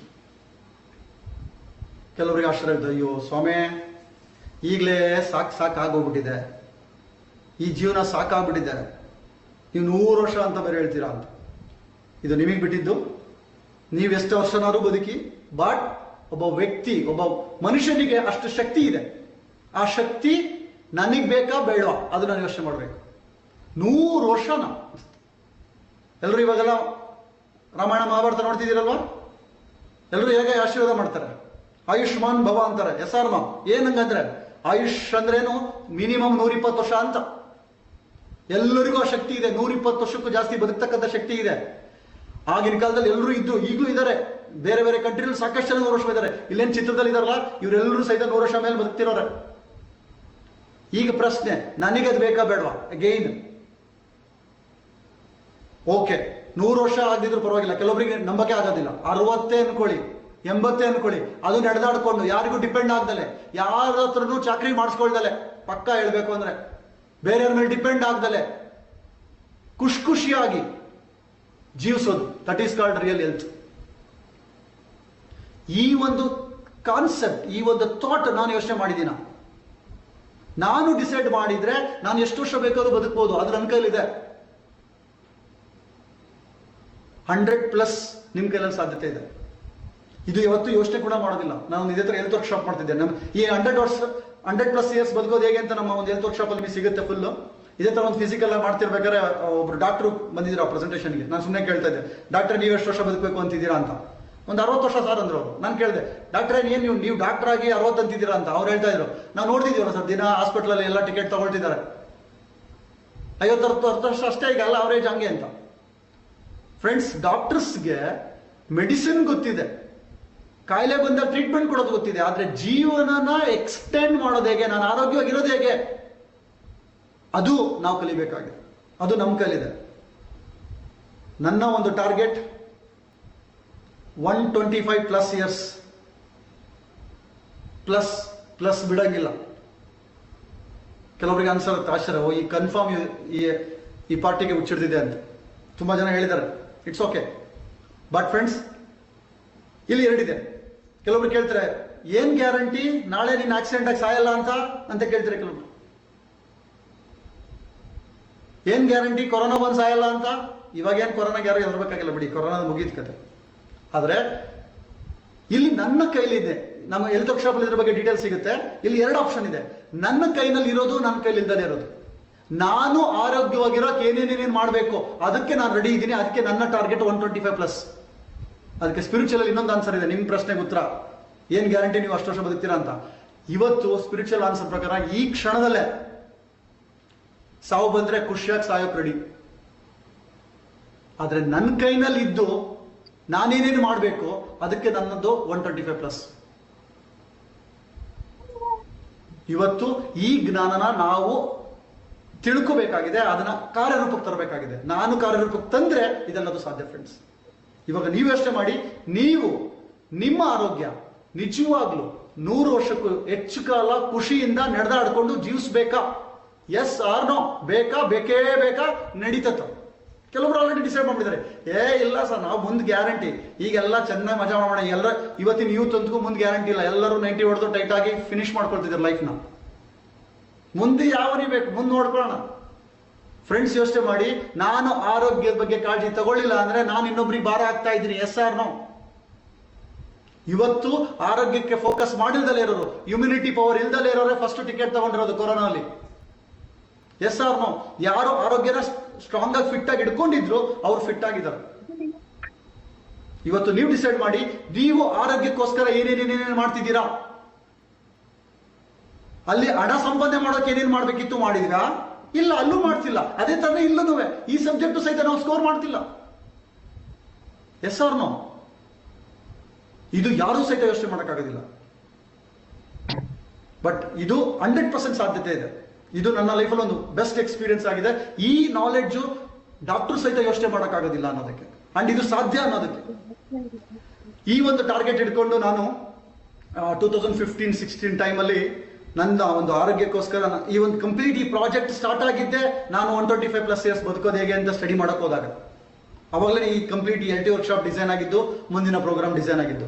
ಇದನ್ನ ಸ್ಟಡಿ ಮಾಡ್ತಾ ಇರ್ಬೇಕಾದ್ರೆ ನಾನು ಒಂದು ಟಾಸ್ಕ್ ತಗೊಂಡಿದ್ದೆ. ಆಗ 1 ವರ್ಷ 15 ದಿವಸ ನಾನು ಕಂಪ್ಲೀಟ್ ನ್ಯಾಚುರಲ್ ಮೀಲಲ್ಲಿ ಇದ್ದೆ. ಅಂದ್ರೆ ಬೇಯಿಸಿದ್ದು ಏನು ಊಟ ಮಾಡಿರ್ಲಿಲ್ಲ. 1 ವರ್ಷ 15 ದಿವಸ ಓನ್ಲಿ ಹಣ್ಣು, ತರಕಾರಿ, ಮೊಳಕೆ ಕಾಳು, ಕಬ್ಬಿನ ಜ್ಯೂಸು, ಸೊಪ್ಪು, ಈ ತರದ್ರಲ್ಲೇ ಇದ್ದಿದ್ದು. ಕೆಲವೊಬ್ರು ಆಶ್ಚರ್ಯ ಆಗುತ್ತೆ, ನೀವು ಅದನ್ನ ಮಾಡಿ ಅಂತ ಹೇಳ್ತಾ ಇಲ್ಲ, ನಾನು ಮಾಡಿದ್ದೆ. ಅದು ಕಾರಣ ಬೇರೆ ಬೇರೆನೇ ಇದೆ. ಇದು ಸಹ ಒಂದು. ಇದನ್ನ ಮಾಡ್ತಿರ್ಬೇಕಾದ್ರೆ ಒಂದು ಒಳ್ಳೆ ಎಕ್ಸ್ಪೀರಿಯನ್ಸ್ ಆಯ್ತು ನನ್ನ ಲೈಫಲ್ಲಿ. ಎಲ್ಲೇ ಹೋದ್ರು ಸಹಿತ ನಾನು ನನ್ನ ಫುಡ್ನ ರೆಡಿ ಇಟ್ಕೊಂಡು ಹೋಗ್ತಿದ್ದೆ. ಬಿಕಾಸ್ ನಾನು ಆರೋಗ್ಯವಾಗಿರ್ಬೇಕು, ನಾನು ಹೆಲ್ತಿ ಆಗಿರೋಕೆ ಏನೆಲ್ಲ ಮಾಡಬೇಕು ಎಲ್ಲದನ್ನು ಮಾಡಬೇಕು, ಅದು ನನ್ನ ಕೈಲಿರೋದು. ಇದಕ್ಕೆ ನಾನು ಮಾಡ್ತಾ ಇದ್ದಾಗ ಒಂದು ಪ್ರೋಗ್ರಾಮ್ ಅಟೆಂಡ್ ಮಾಡ್ತಾ ಇದ್ದೆ. ಈ ಪ್ರೋಗ್ರಾಮ್ನ ಡಿಸೈನ್ ಮಾಡೋಕ್ಕೆ ವರ್ಲ್ಡ್ ಬೆಸ್ಟ್ ಎಜುಕೇಶನ್ ತಗೊಂಡು ಸಾಕಷ್ಟು ಇದನ್ನೆಲ್ಲದು ಇಂಪ್ಲಿಮೆಂಟ್ ಮಾಡಿರೋದು. ಒಂದು ಪ್ರೋಗ್ರಾಮ್ ನಾನು ಅಟೆಂಡ್ ಮಾಡ್ತಾ ಇದ್ದೆ. ಆ ಪ್ರೋಗ್ರಾಮ್ ಒಂದು ಫಾರ್ಚೂನ್ 500 ಕಂಪನಿಗಳಿಗೆ CEO ಆಗೋದು ಹೇಗೆ ಅಂತಕ್ಕಂಥ ಒಂದು ಇಂಟರ್ನ್ಯಾಷನಲ್ ಸ್ಟ್ಯಾಂಡರ್ಡ್ ಪ್ರೋಗ್ರಾಮ್ ಅದು. ಆ ಪ್ರೋಗ್ರಾಮ್ಗೆ ಬೆಸ್ಟ್ ಕಂಪನಿ ಓನರ್ಸ್, CEOಗಳು, ಜನರಲ್ ಮ್ಯಾನೇಜರ್ಸು, ಡಾಕ್ಟರ್ಸು, ಈ ತರ ಬಿಸ್ನೆಸ್ ಮ್ಯಾಗ್ನೆಟ್ಸ್ ಅವರೆಲ್ಲ ಬರ್ತಿದ್ರು. ಅದು 1 ವರ್ಷದ ಕೋರ್ಸ್ ಅದು. ಆ ಕೋರ್ಸಿಗೆ ನಾನು ಆಲ್ ಓವರ್ ಇಂಡಿಯಾ ಹೋಗ್ತಾ ಇದ್ದೆ, ಬಾಂಬೆ, ಡೆಲ್ಲಿ, ಇಲ್ಲೆಲ್ಲ ಹೋಗ್ತಾ ಇದ್ದೆ. ಅಲ್ಲಿ ಹೋಗ್ತಾ ಇರ್ಬೇಕಾದ್ರೆ ಎಲ್ಲೇ ಹೋದ್ರು ಸಹಿತ ನಾನು ನನ್ನ ಪ್ಯಾಕ್ ಹಿಡ್ಕೊಂಡು ಹೋಗ್ತಾ ಇದ್ದೆ. ಯಾವಾಗಲೂ ನಾನು ಹಿಡ್ಕೊಂಡು ಹೋಗಿ ನಾನು ನನ್ನ ಐಟಮ್ ತಿಂತಾ ಇದ್ದೆ. ಅಲ್ಲಿರೋ 5 ಸ್ಟಾರ್ ಹೋಟ್ಲಲ್ಲಿ ಏನೇ ಊಟ ಇದ್ದು ಸಹಿತ ನಾನು ಮಾತ್ರ ನನ್ನ ಊಟನ ನಾನು ಮಾಡ್ತಾ ಇದ್ದೆ. ಹಣ್ಣು ತರಕಾರಿ ತಿನ್ಕೊಂಡಿರ್ತಾ ಇದ್ದೆ. ಅಲ್ಲಿರೋರು ನೋಡ್ತಾ ಇದ್ರು, ಎಲ್ಲರೂ ಕೇಳ್ತಾ ಇದ್ರು, ಏನ ನೀನು ಈ ಟೈಮಲ್ಲಿ ಹಿಂಗಿದ್ಯಾ, ಒಳ್ಳೆ ಕೆಲವ್ರು ಹೇಳೋರು ಸಾಧು ಆಗ್ಬಿಟ್ಟಿದ್ಯಾ, ಸಂತನಾಗಿದ್ಯಾ, ಅವ್ರ ಪ್ರಾಣಿ ಅವ್ರು ಹೇಳ್ತಾ ಇದ್ರು. ನಾನಿಲ್ಲ, ನೀವು ಎಂಜಾಯ್ ಮಾಡಿ, ನೋ ಪ್ರಾಬ್ಲಮ್, ನಂದೇ ಆದ ಒಂದು ಇದಿದೆ ಅಂತ ಎಲ್ಲರೂ ಕೇಳ್ತಾ ಇದ್ರು. ನಾನೇನು ಅವ್ರಿಗೆ ತಲೆ ಕೆಡ್ಸ್ಕೊಳ್ತಿರ್ಲಿಲ್ಲ. ಒಬ್ಬ ವ್ಯಕ್ತಿ ತುಂಬಾ ಸೀರಿಯಸ್ ಆಗಿ ಬಂದ್ಬಿಟ್ಟು ಕೇಳಿದ್ರು, ಏನ್ ನೀನು ಇಷ್ಟೊಂದು ಮಾಡ್ತಿದ್ಯಾ, ನೀನು ಹೆಂಗ್ ಸಾಧ್ಯ ಇದೆಲ್ಲ ಮಾಡೋಕೆ, ಏನ್ ರೀಸನ್ ಹೇಳು ಅಂತ. ಅವಾಗ ನಾನು ಹೇಳಿದೆ, ನಾನು I just want to live 125+ years ಅಂತ. ಶಾಕ್ ಆಯ್ತು ಆ ವ್ಯಕ್ತಿಗೆ. ಆ ವ್ಯಕ್ತಿ ಯಾರು ಗೊತ್ತಾ? ಅವರು ಲಂಡನ್ ಅಲ್ಲಿ MD ಮಾಡಿರೋದು, PhD ಮಾಡಿರೋದು. ಅವರು ಫುಲ್ ಲೈಫ್ ಲಂಡನ್ ಅಲ್ಲಿ ಲೀಡ್ ಮಾಡಿದ್ದು, ಇವಾಗ ಬೆಂಗಳೂರಲ್ಲಿದ್ದಾರೆ. ಆ ವ್ಯಕ್ತಿ ನನಗೆ ಬಂದು ಕೇಳಿದ್ದು, ಹೊರಗಡೆ ಬಂದು, Vijay, it's a extraordinary decision you have taken. ನನ್ನ ಒಂದು ರಿಕ್ವೆಸ್ಟು, ನೀನು ಹೇಳ್ದಂಗೆ ನಾನು ಕೇಳ್ತೀನಿ. I also want to live 100+ years. ನಾನು ಸಹ 100 ವರ್ಷಕ್ಕಿಂತ ಜಾಸ್ತಿ ಬದುಕಬೇಕು. ನೀನು ಹೆಂಗೆ ಹೇಳ್ತೀಯ ಅಂತ ಕೇಳ್ತೀನಪ್ಪ ಅಂತ ಹೇಳಿದ್ರು. ನನಗೆ ಶಾಕ್ ಆಯ್ತು. ಅವ್ರಿಗೆ ಹೇಳಿದೆ, ಡಾಕ್ಟ್ರೇ, ನೀವು ಡಾಕ್ಟ್ರು, ನೀವೀಗ ನಾನು ಹೇಳ್ಕೊಡ್ಬೇಕಾ ಅಂತ. ಫ್ರೆಂಡ್ಸ್, ಒಬ್ಬ ಡಾಕ್ಟರ್ ಸಹಿತ ಈ ಒಂದು ಯೋಚನೆ ಕೂಡ ಮಾಡ್ತಿಲ್ಲ ಇವತ್ತು. ಡಾಕ್ಟರ್ಸ್ ಸಹ ಇವತ್ತು ಆರೋಗ್ಯದ ಬಗ್ಗೆ ಯೋಚನೆ ಮಾಡ್ತಾ ಇಲ್ಲ. ಅವ್ರು ಬರೀ ಮೆಡಿಸಿನ್ ಓದಿರ್ತಾರೆ ಅಷ್ಟೇ. ಅದೇ ಡಾಕ್ಟರ್ಸ್ಗೆ, ಅದೇ ಡಾಕ್ಟರ್ ಇವತ್ತು ಲಂಡನ್ ಅಲ್ಲಿ PhD ಮಾಡಿರೋ ಡಾಕ್ಟರ್ ಇವತ್ತು ನನ್ನ ಹತ್ರ ಬಂದ್ಬಿಟ್ಟು ನಾನು ಹೇಳಿದ್ದನ್ನ ಕೇಳಕ್ ರೆಡಿ ಇದ್ದಾರೆ ಅಂದ್ರೆ ಯೋಚನೆ ಮಾಡಿ. ನಂದೇನಿಲ್ಲ ಎಜುಕೇಶನ್, ಆಕ್ಚುಲಿ ನಾನು ITI ಮಾಡ್ಕೊಂಡು ಬೆಂಗಳೂರಿಗೆ ಬಂದಿದ್ದು. ಇವತ್ತು ಇಲ್ಲಿ ಬಂದ್ಮೇಲೆ ಈ ಒಂದು ಬಿಸ್ನೆಸ್ ಅಲ್ಲಿ ನಾನು ಡೆವಲಪ್ ಆಗಿದೆ ಆಕ್ಚುಲಿ. ಬಟ್ ಇವತ್ತು ಒಬ್ಬ ITI ಮಾಡೋ ಹುಡುಗನಿಗೆ ಬಂದ್ಬಿಟ್ಟು ಒಬ್ಬ MD ಮಾಡಿರೋ ಬಂದ್ಬಿಟ್ಟು ಕೇಳ್ತಾರೆ ಅಂದ್ರೆ ಅದು ನಾನು ತಗೊಂಡಿರೋ ಸ್ಟೆಪ್ಸ್ಗೆ ನನಗೆ ಎಂತರೂ ಸಹ ನಾನು ಅರ್ಥ ಮಾಡಿಸಬಲ್ಲೆ. ಗೊತ್ತಿಲ್ಲದಿರತಕ್ಕಂಥ ವಿಷಯನ ಗೊತ್ತಿರೋರು ಅರ್ಥ ಮಾಡಿಸ್ಬೋದು ಅನ್ನೋದಕ್ಕೆ ಇದು ಒಂದು ಬೆಸ್ಟ್ ಎಕ್ಸಾಂಪಲ್ ಅಂತ ಹೇಳ್ತೀನಿ ಫ್ರೆಂಡ್ಸ್. ಜಸ್ಟ್ ಯೋಚನೆ ಮಾಡಿ, ಆ ತರ ಒಂದು ಜೀವಿಸೋದಕ್ಕೆ ಡಾಕ್ಟರ್ ಸಹ ಯೋಚನೆ ಮಾಡಿಲ್ಲ. ಇವತ್ತು ಡಾಕ್ಟರ್ ಸಹ ಎಷ್ಟೋ ಜನ ಇವತ್ತು ಹೆಲ್ತ್ ಬಗ್ಗೆ ಯೋಚನೆ ಮಾಡ್ದಲೆ ಅವ್ರ ಲೈಫ್ ನಲ್ಲಿ ಲೀಡ್ ಮಾಡ್ತಿರ್ತಾರೆ. ಬಟ್ ನೀವು ಯೋಚನೆ ಮಾಡ್ಬೇಕಾದ್ದು, ನಾನು ಆರೋಗ್ಯಕ್ಕೆ ಪ್ರಾಮುಖ್ಯತೆ ಕೊಡಬೇಕಾ ಬೇಡವಾ? ನಾನು ಇವತ್ತಿಂದ ಆರೋಗ್ಯಕ್ಕೆ ಪ್ರಾಮುಖ್ಯತೆ ಕೊಡ್ತಿದ್ದೀನಿ ಇಲ್ವಾ? ಯೋಚನೆ ಮಾಡಿ ಫ್ರೆಂಡ್ಸ್. ಇವತ್ತು ಈ ಆರೋಗ್ಯಕ್ಕೆ ನಾವು ಪ್ರಾಮುಖ್ಯತೆ ಕೊಡಲಿಲ್ಲ ಅಂದ್ರೆ ನಮ್ಮ ಲೈಫ್ ಹೇಗಾಗುತ್ತೆ? ಇವತ್ತು ಎಷ್ಟೇ ಕೋಟಿ ಇದ್ರೂ ಸಹಿತ ಆರೋಗ್ಯಕ್ಕೆ ನಾವು ಪ್ರಾಮುಖ್ಯತೆ ಕೊಡಲಿಲ್ಲ ಅಂದ್ರೆ ಏನ್ ಯೂಸ್? ಇವತ್ತು ಇಲ್ಲಿ ಸಾಕಷ್ಟು ಜನ ಮೋದಿಕೆಯಲ್ಲಿ ಇದ್ದೀರಾ, ನಿಮಗೆ ಖಂಡಿತ ಮೋದಿಕೆಯಲ್ಲಿ ಇರ್ಬೋದು, ಹೊರಗಡೆ ಇರ್ಬೋದು, ನಿಮಗೆ ಕೋಟಿ ಬಂದೇ ಬರುತ್ತೆ. ಬಟ್ ನಿಮ್ಮ ಆರೋಗ್ಯನೇ ನಿಮ್ಮ ಹತ್ರ ಇಲ್ಲ ಅಂದ್ರೆ ಏನಕ್ಕೆ ಅದು ಯೂಸು? ಇಲ್ಲಿ ನೋಡಿ, ಒಂದು ಅಲ್ಟಿಮೇಟ್ ಎಕ್ಸಾಂಪಲ್ ಇದೆ. ಇಲ್ಲಿ ಒಂದು ಹಾಸ್ಪಿಟಲ್ ಅಲ್ಲಿ ರಿಯಲ್ ನಡೆದಿರತಕ್ಕಂಥದ್ದು. ಒಂದು ಹಾಸ್ಪಿಟ್ಲಿಗೆ ಆಪರೇಷನ್ಗೆ ಅಂತ ಬರ್ತಾರೆ, ಬ್ಯಾಗ್ ಅಲ್ಲಿ ದುಡ್ಡು ತುಂಬಿಕೊಂಡು ಡಾಕ್ಟರ್ ಹೇಳ್ತಾರೆ ನೀವು ಎಷ್ಟೇ ದುಡ್ಡು ಕೊಟ್ಟರು ಸಹಿತ ಯಾವುದೇ ಕಾರಣಕ್ಕೂ ನಿಮ್ಮ ಕಾಯಿಲೆಗೆ ವಾಸಿ ಮಾಡೋಕ್ಕಾಗಲ್ಲ ಅಂತ. ಇಷ್ಟೆಲ್ಲ ಸಂಪಾದನೆ ಮಾಡಿದ್ ಏನ್ ಯೂಸ್ ಅಂದ್ಬಿಟ್ಟು ಆ ದುಡ್ಡನ್ನ ಬಿಸಾಕ್ತಾರೆ. ಇದ ಜೀವನನ ಇದು? ಇವತ್ತು ಎಲ್ಲರೂ ಸಹಿತ ಫೋಕಸ್ ಮಾಡ್ತಾ ಇದ್ದೀವಿ ನಮಗೆ ದುಡಿ ದುಡಿ ದುಡಿ ದುಡಿ ಅಂತ. ಆ ದುಡ್ದಿರೋ ದುಡ್ಡನ್ನೆಲ್ಲ ಒಂದಿನ ಹಾಸ್ಪಿಟ್ಲಿಗೆ ಇಡ್ತೀವಿ ನಾವು. ಫ್ರೆಂಡ್ಸ್ ಯೋಚನೆ ಮಾಡಿ, ಈ ಒಂದು ಹೆಲ್ತ್ ಮುಂದೊಂದು ದಿವಸ ಕಾಪಾಡ್ಕೊಳ್ಳೋಕೆ ಸಾಧ್ಯತೆ ಇದೆಯಾ? ಇವತ್ತು ನೀವು ಡಿಸೈಡ್ ಮಾಡಬೇಕು, ಈಗ ನನಗೆ ಆರೋಗ್ಯನ ಕಾಪಾಡ್ಕೊಳ್ಳಿಲ್ಲ ಅಂದ್ರೆ ಮುಂದೆ ನಾನು ಕಾಪಾಡ್ಕೊಳ್ಳೋಕ್ಕಾಗಲ್ಲ ಫ್ರೆಂಡ್ಸ್. ಹಾಗಾಗಿ ಫ್ರಮ್ ದಿ ಡೇ 1 ನಾನು ಫೋಕಸ್ ಮಾಡಬೇಕಾಗಿದೆ ಆರೋಗ್ಯಕ್ಕೋಸ್ಕರ. ಇದನ್ನು ನೀವು ಯೋಚನೆ ಮಾಡಿ, ನೀವು ಇದನ್ನು ಮಾಡಬೇಕಾ ಬೇಡವಾ? ಇಲ್ಲಾಂದ್ರೆ ಅನಾರೋಗ್ಯವಾಗಿದ್ದುಕೊಂಡು ಕಾಯಿಲೆ ಬಂದ್ಕೊಂಡು ಬೇರೆಯವ್ರ ಮೇಲೆ ಡಿಪೆಂಡ್ ಆಗಿ ಗೋಳಾಡ್ಕೊಂಡು ಇವತ್ತು ಎಷ್ಟೋ ಜನ ಮಾಡ್ತಾರೆ ಗೊತ್ತಾ? ಚೆನ್ನಾಗಿ ತಿಂತಾ ಇರೋದು, ಚೆನ್ನಾಗಿ ಏನ್ ಬೇಕಾದ್ ಮಜಾ ಮಾಡೋದು, ಆರೋಗ್ಯ ಬಗ್ಗೆ ತಲೆ ಕೆಡಿಸ್ಕೊಳ್ಳೋದಿಲ್ಲ. ಆಮೇಲೆ ಹೋಗ್ಬಿಟ್ಟು ದೇವರೇ ಕಾಪಾಡು, ಹೆಂಗಾರು ಮಾಡಿ ಕಾಪಾಡು, ನನ್ನನ್ನು ಹೆಂಗಾರು ಮಾಡಿ ಬದುಕಿಸು, ನಿನ್ನ ಹರಕೆ ಹೊತ್ಕೊಳ್ಳೋದು, ನಿನಗೆ ಅಷ್ಟು ಕೊಡ್ತೀನಿ ಬದುಕಿದ್ರೆ. ನನಗೊಬ್ರು ಫೋನ್ ಮಾಡಿದ್ರು, ಸರ್ ನನ್ನ ಮನೆಗೆ ಕೊರೋನಾ ಬಂದ್ಬಿಟ್ಟಿದೆ, ಹೆಂಗಾದ್ರೂ ಮಾಡಿ ಪ್ರೇ ಮಾಡಿ ಬದುಕಿಸಿ ಅಂತ. ಹೆಂಗ್ ಸಾಧ್ಯ? ಯಾರೊಬ್ರು ಪ್ರೇ ಮಾಡಿದ ತಕ್ಷಣ ಚೆನ್ನಾಗಿ ತಿಂದು ತನ್ನ ಮಜಾ ಮಾಡಿ ಎಕ್ಸರ್ಸೈಸ್ ಮಾಡ್ದಲೆ ಆರೋಗ್ಯನ ಕಾಪಾಡ್ಕೊಳ್ದಲೆ ದೇವ್ರ ಹತ್ರ ಹೋದ್ರೆ ದೇವ್ರೇನ್ ಮಾಡ್ತಾನೆ? ಯೋಚನೆ ಮಾಡಿದೀವ ಅದನ್ನ? ನನ್ನ ಕೈಲಿ ಇರೋದನ್ನ ನಾನು ಕಾಪಾಡ್ಕೋಬೇಕಾಗಿದೆ ಫ್ರೆಂಡ್ಸ್. ನಾನು ಪ್ರಾಮುಖ್ಯತೆ ಕೊಟ್ಟರೆ ಇದೆಲ್ಲ ಸಾಧ್ಯತೆ ಇದೆ. ಇದು ಇವತ್ತಿನ ಇಷ್ಟು ಸಾಕು. ಇವತ್ತಿಗೆ ಈ ಸಬ್ಜೆಕ್ಟ್ಸ್ ಏನೇನು ಸಿಕ್ಕಿದೆ, 6 ಸಬ್ಜೆಕ್ಟ್ಗಳ ಬಗ್ಗೆ ಪ್ರಾಮುಖ್ಯತೆ ಪ್ಲಸ್ ಒಂದೊಂದು ಸಬ್ಜೆಕ್ಟ್ ಅಲ್ಲೂ ಸಹಿತ ಎಷ್ಟು ಇಂಪಾರ್ಟೆಂಟ್ ಇದೆ. ಇದೇ ತರ ನಾನ್ ಡಿಸೈಡ್ ಮಾಡಿದ್ರೆ ಆರೋಗ್ಯನ ಅಥವಾ ಐಶ್ವರ್ಯನ ಅಥವಾ ಎಲ್ಲ ಸಬ್ಜೆಕ್ಟ್ ಏನಿದೆ ಅದನ್ನ ಪಡ್ಕೋಬಲ್ಲೆ ನಾವು. ಈಗ ನಿಮ್ದು what is your next step? ಈಗ ನೀವು ಮಾಡಬೇಕಾಗಿರೋದೇನು? ಇವತ್ತಿಲ್ಲೆಲ್ಲ ಏನು ಇವತ್ತು ತಿಳ್ಕೊಂಡ್ರಿ? ಈಗ ನೀವು ಫಸ್ಟ್ ನೀವು ಒಂದು ನಿರ್ಧಾರ ಮಾಡಬೇಕು. ಈ ನಾಲೆಡ್ಜ್ ಬರೀ ಥಿಯರಿ ಆಗ್ಬೇಕಾ, ಪ್ರಾಕ್ಟಿಕಲ್ ಆಗಿ ಕನ್ವರ್ಟ್ ಆಗ್ಬೇಕಾ? ಪ್ರಾಕ್ಟಿಕಲ್ ಆಗಿ ಜೀವಿಸ್ಬೇಕಾ, ಆಕ್ಷನ್ ಕನ್ವರ್ಟ್ ಮಾಡ್ಬೇಕಾ? ಬರೀ ಕಲ್ತಿರೋ ಸಾಕಷ್ಟು ಇದೆ, ಅದನ್ನ ಅಳವಡಿಸ್ಕೊಳ್ಳಿಲ್ಲ ಅಂದ್ರೆ ಏನು ಯೂಸು? ಆಕ್ಷನ್ ತರಲಿಲ್ಲ ಅಂದ್ರೆ ಏನು ಯೂಸು? ಪುಸ್ತಕದ ಬದನೆಕ ಏನು ಉಪಯೋಗ ಆಗಲ್ಲ, ಅದನ್ನ ಆಕ್ಷನ್ ತಂದಾಗ ಮಾತ್ರ ಉಪಯೋಗ ಫ್ರೆಂಡ್ಸ್. ಅದಕ್ಕೋಸ್ಕರ ನೀವು ತಗೋಬೇಕಾಗಿರೋ ಸ್ಟೆಪ್ ಈಗ ನೀವು ಡಿಸೈಡ್ ಮಾಡಿ ಎಲ್ಲದನ್ನು ಆಕ್ಷನ್ ಕನ್ವರ್ಟ್ ಮಾಡೋದಕ್ಕೆ. ಇದಕ್ಕೋಸ್ಕರ ನಿಮಗೆ ಇಲ್ಲಿ ನಮ್ಮ ಒಂದು ಕೆಲವೊಂದು ಸ್ಟೆಪ್ಸ್ ಇದೆ. ಆ ಸ್ಟೆಪ್ಗಳು ಏನಪ್ಪಾ ಅಂದ್ರೆ, ಇವಾಗ ಏನೆಲ್ಲ ನೀವು ಕಲ್ತಿದ್ದೀರಾ, ಇವಾಗೆಲ್ಲ ಏನೆಲ್ಲ ರಿಯಲೈಸೇಷನ್ ಆಗಿದೆ, ಇದೆಲ್ಲದನ್ನು ಸಹ ಇವಾಗ ನೀವು ನಿರ್ಧಾರ ಮಾಡಬೇಕಾಗಿದೆ ಫ್ರೆಂಡ್ಸ್. ಮೋಸ್ಟ್ ಇಂಪಾರ್ಟೆಂಟ್ ಇಲ್ಲಿ ಏನು ಗೊತ್ತಾಗಿದೆ ಇಂಪಾರ್ಟೆಂಟ್ ಅಲ್ಲ, ಇವತ್ತಿಂದ ಅದನ್ನ ನೀವು ಹೇಗೆ ಜೀವಿಸ್ತೀರಾ, ಏನ್ ಆಕ್ಷನ್ ತಗೊಳ್ತೀರಾ, ಅದು ವೆರಿ ವೆರಿ ಇಂಪಾರ್ಟೆಂಟ್. ಅದಕ್ಕೋಸ್ಕರ ಇವಾಗ ನೀವು ಮಾಡಬೇಕಾಗಿರೋದು ಫಸ್ಟ್ ಸ್ಟೆಪ್, ನಿಮ್ಮ ಇವತ್ತಿನ ಕಲಿಕೆ ಏನು, ಇದನ್ನ ನೀವು ನಿಮ್ಮ ಇಂಟ್ರಡ್ಯೂಸರ್ಸ್ಗೆ ನೀವು ಏನು ಎಕ್ಸಾಕ್ಟ್ಲಿ ಕಲ್ತ್ರಿ, ಎಲ್ಲಿ ನಿಮ್ಮ ಜೀವನದಲ್ಲಿ ನಿಮ್ದೇನ್ ಮಿಸ್ ಆಗಿತ್ತು, ನೀವು ಯಾವ ಸಬ್ಜೆಕ್ಟ್ ನ ಫೋಕಸ್ ಮಾಡಿದ್ರಿ, ಯಾವ ಸಬ್ಜೆಕ್ಟ್ ನ ಫೋಕಸ್ ಮಾಡಿರ್ಲಿಲ್ಲ, ಪ್ರತಿಯೊಂದು ಸಬ್ಜೆಕ್ಟ್ ಅಲ್ಲೂ ಏನು ರಿಯಲೈಸೇಷನ್ ಆಯ್ತು, ಇದರಿಂದ ಏನು ನಿಮಗೆ ಲಾಸ್ ಆಗಿದೆ, ಇವತ್ತಿಂದ ಏನು ಅರಿವಾಯ್ತು, ಇದನ್ನ ಏನು ಆಕ್ಷನ್ ತಗೊಳ್ತೀರಾ, ಏನು ಅರಿವಾಯ್ತು ಅಂತ ನಿಮ್ಮ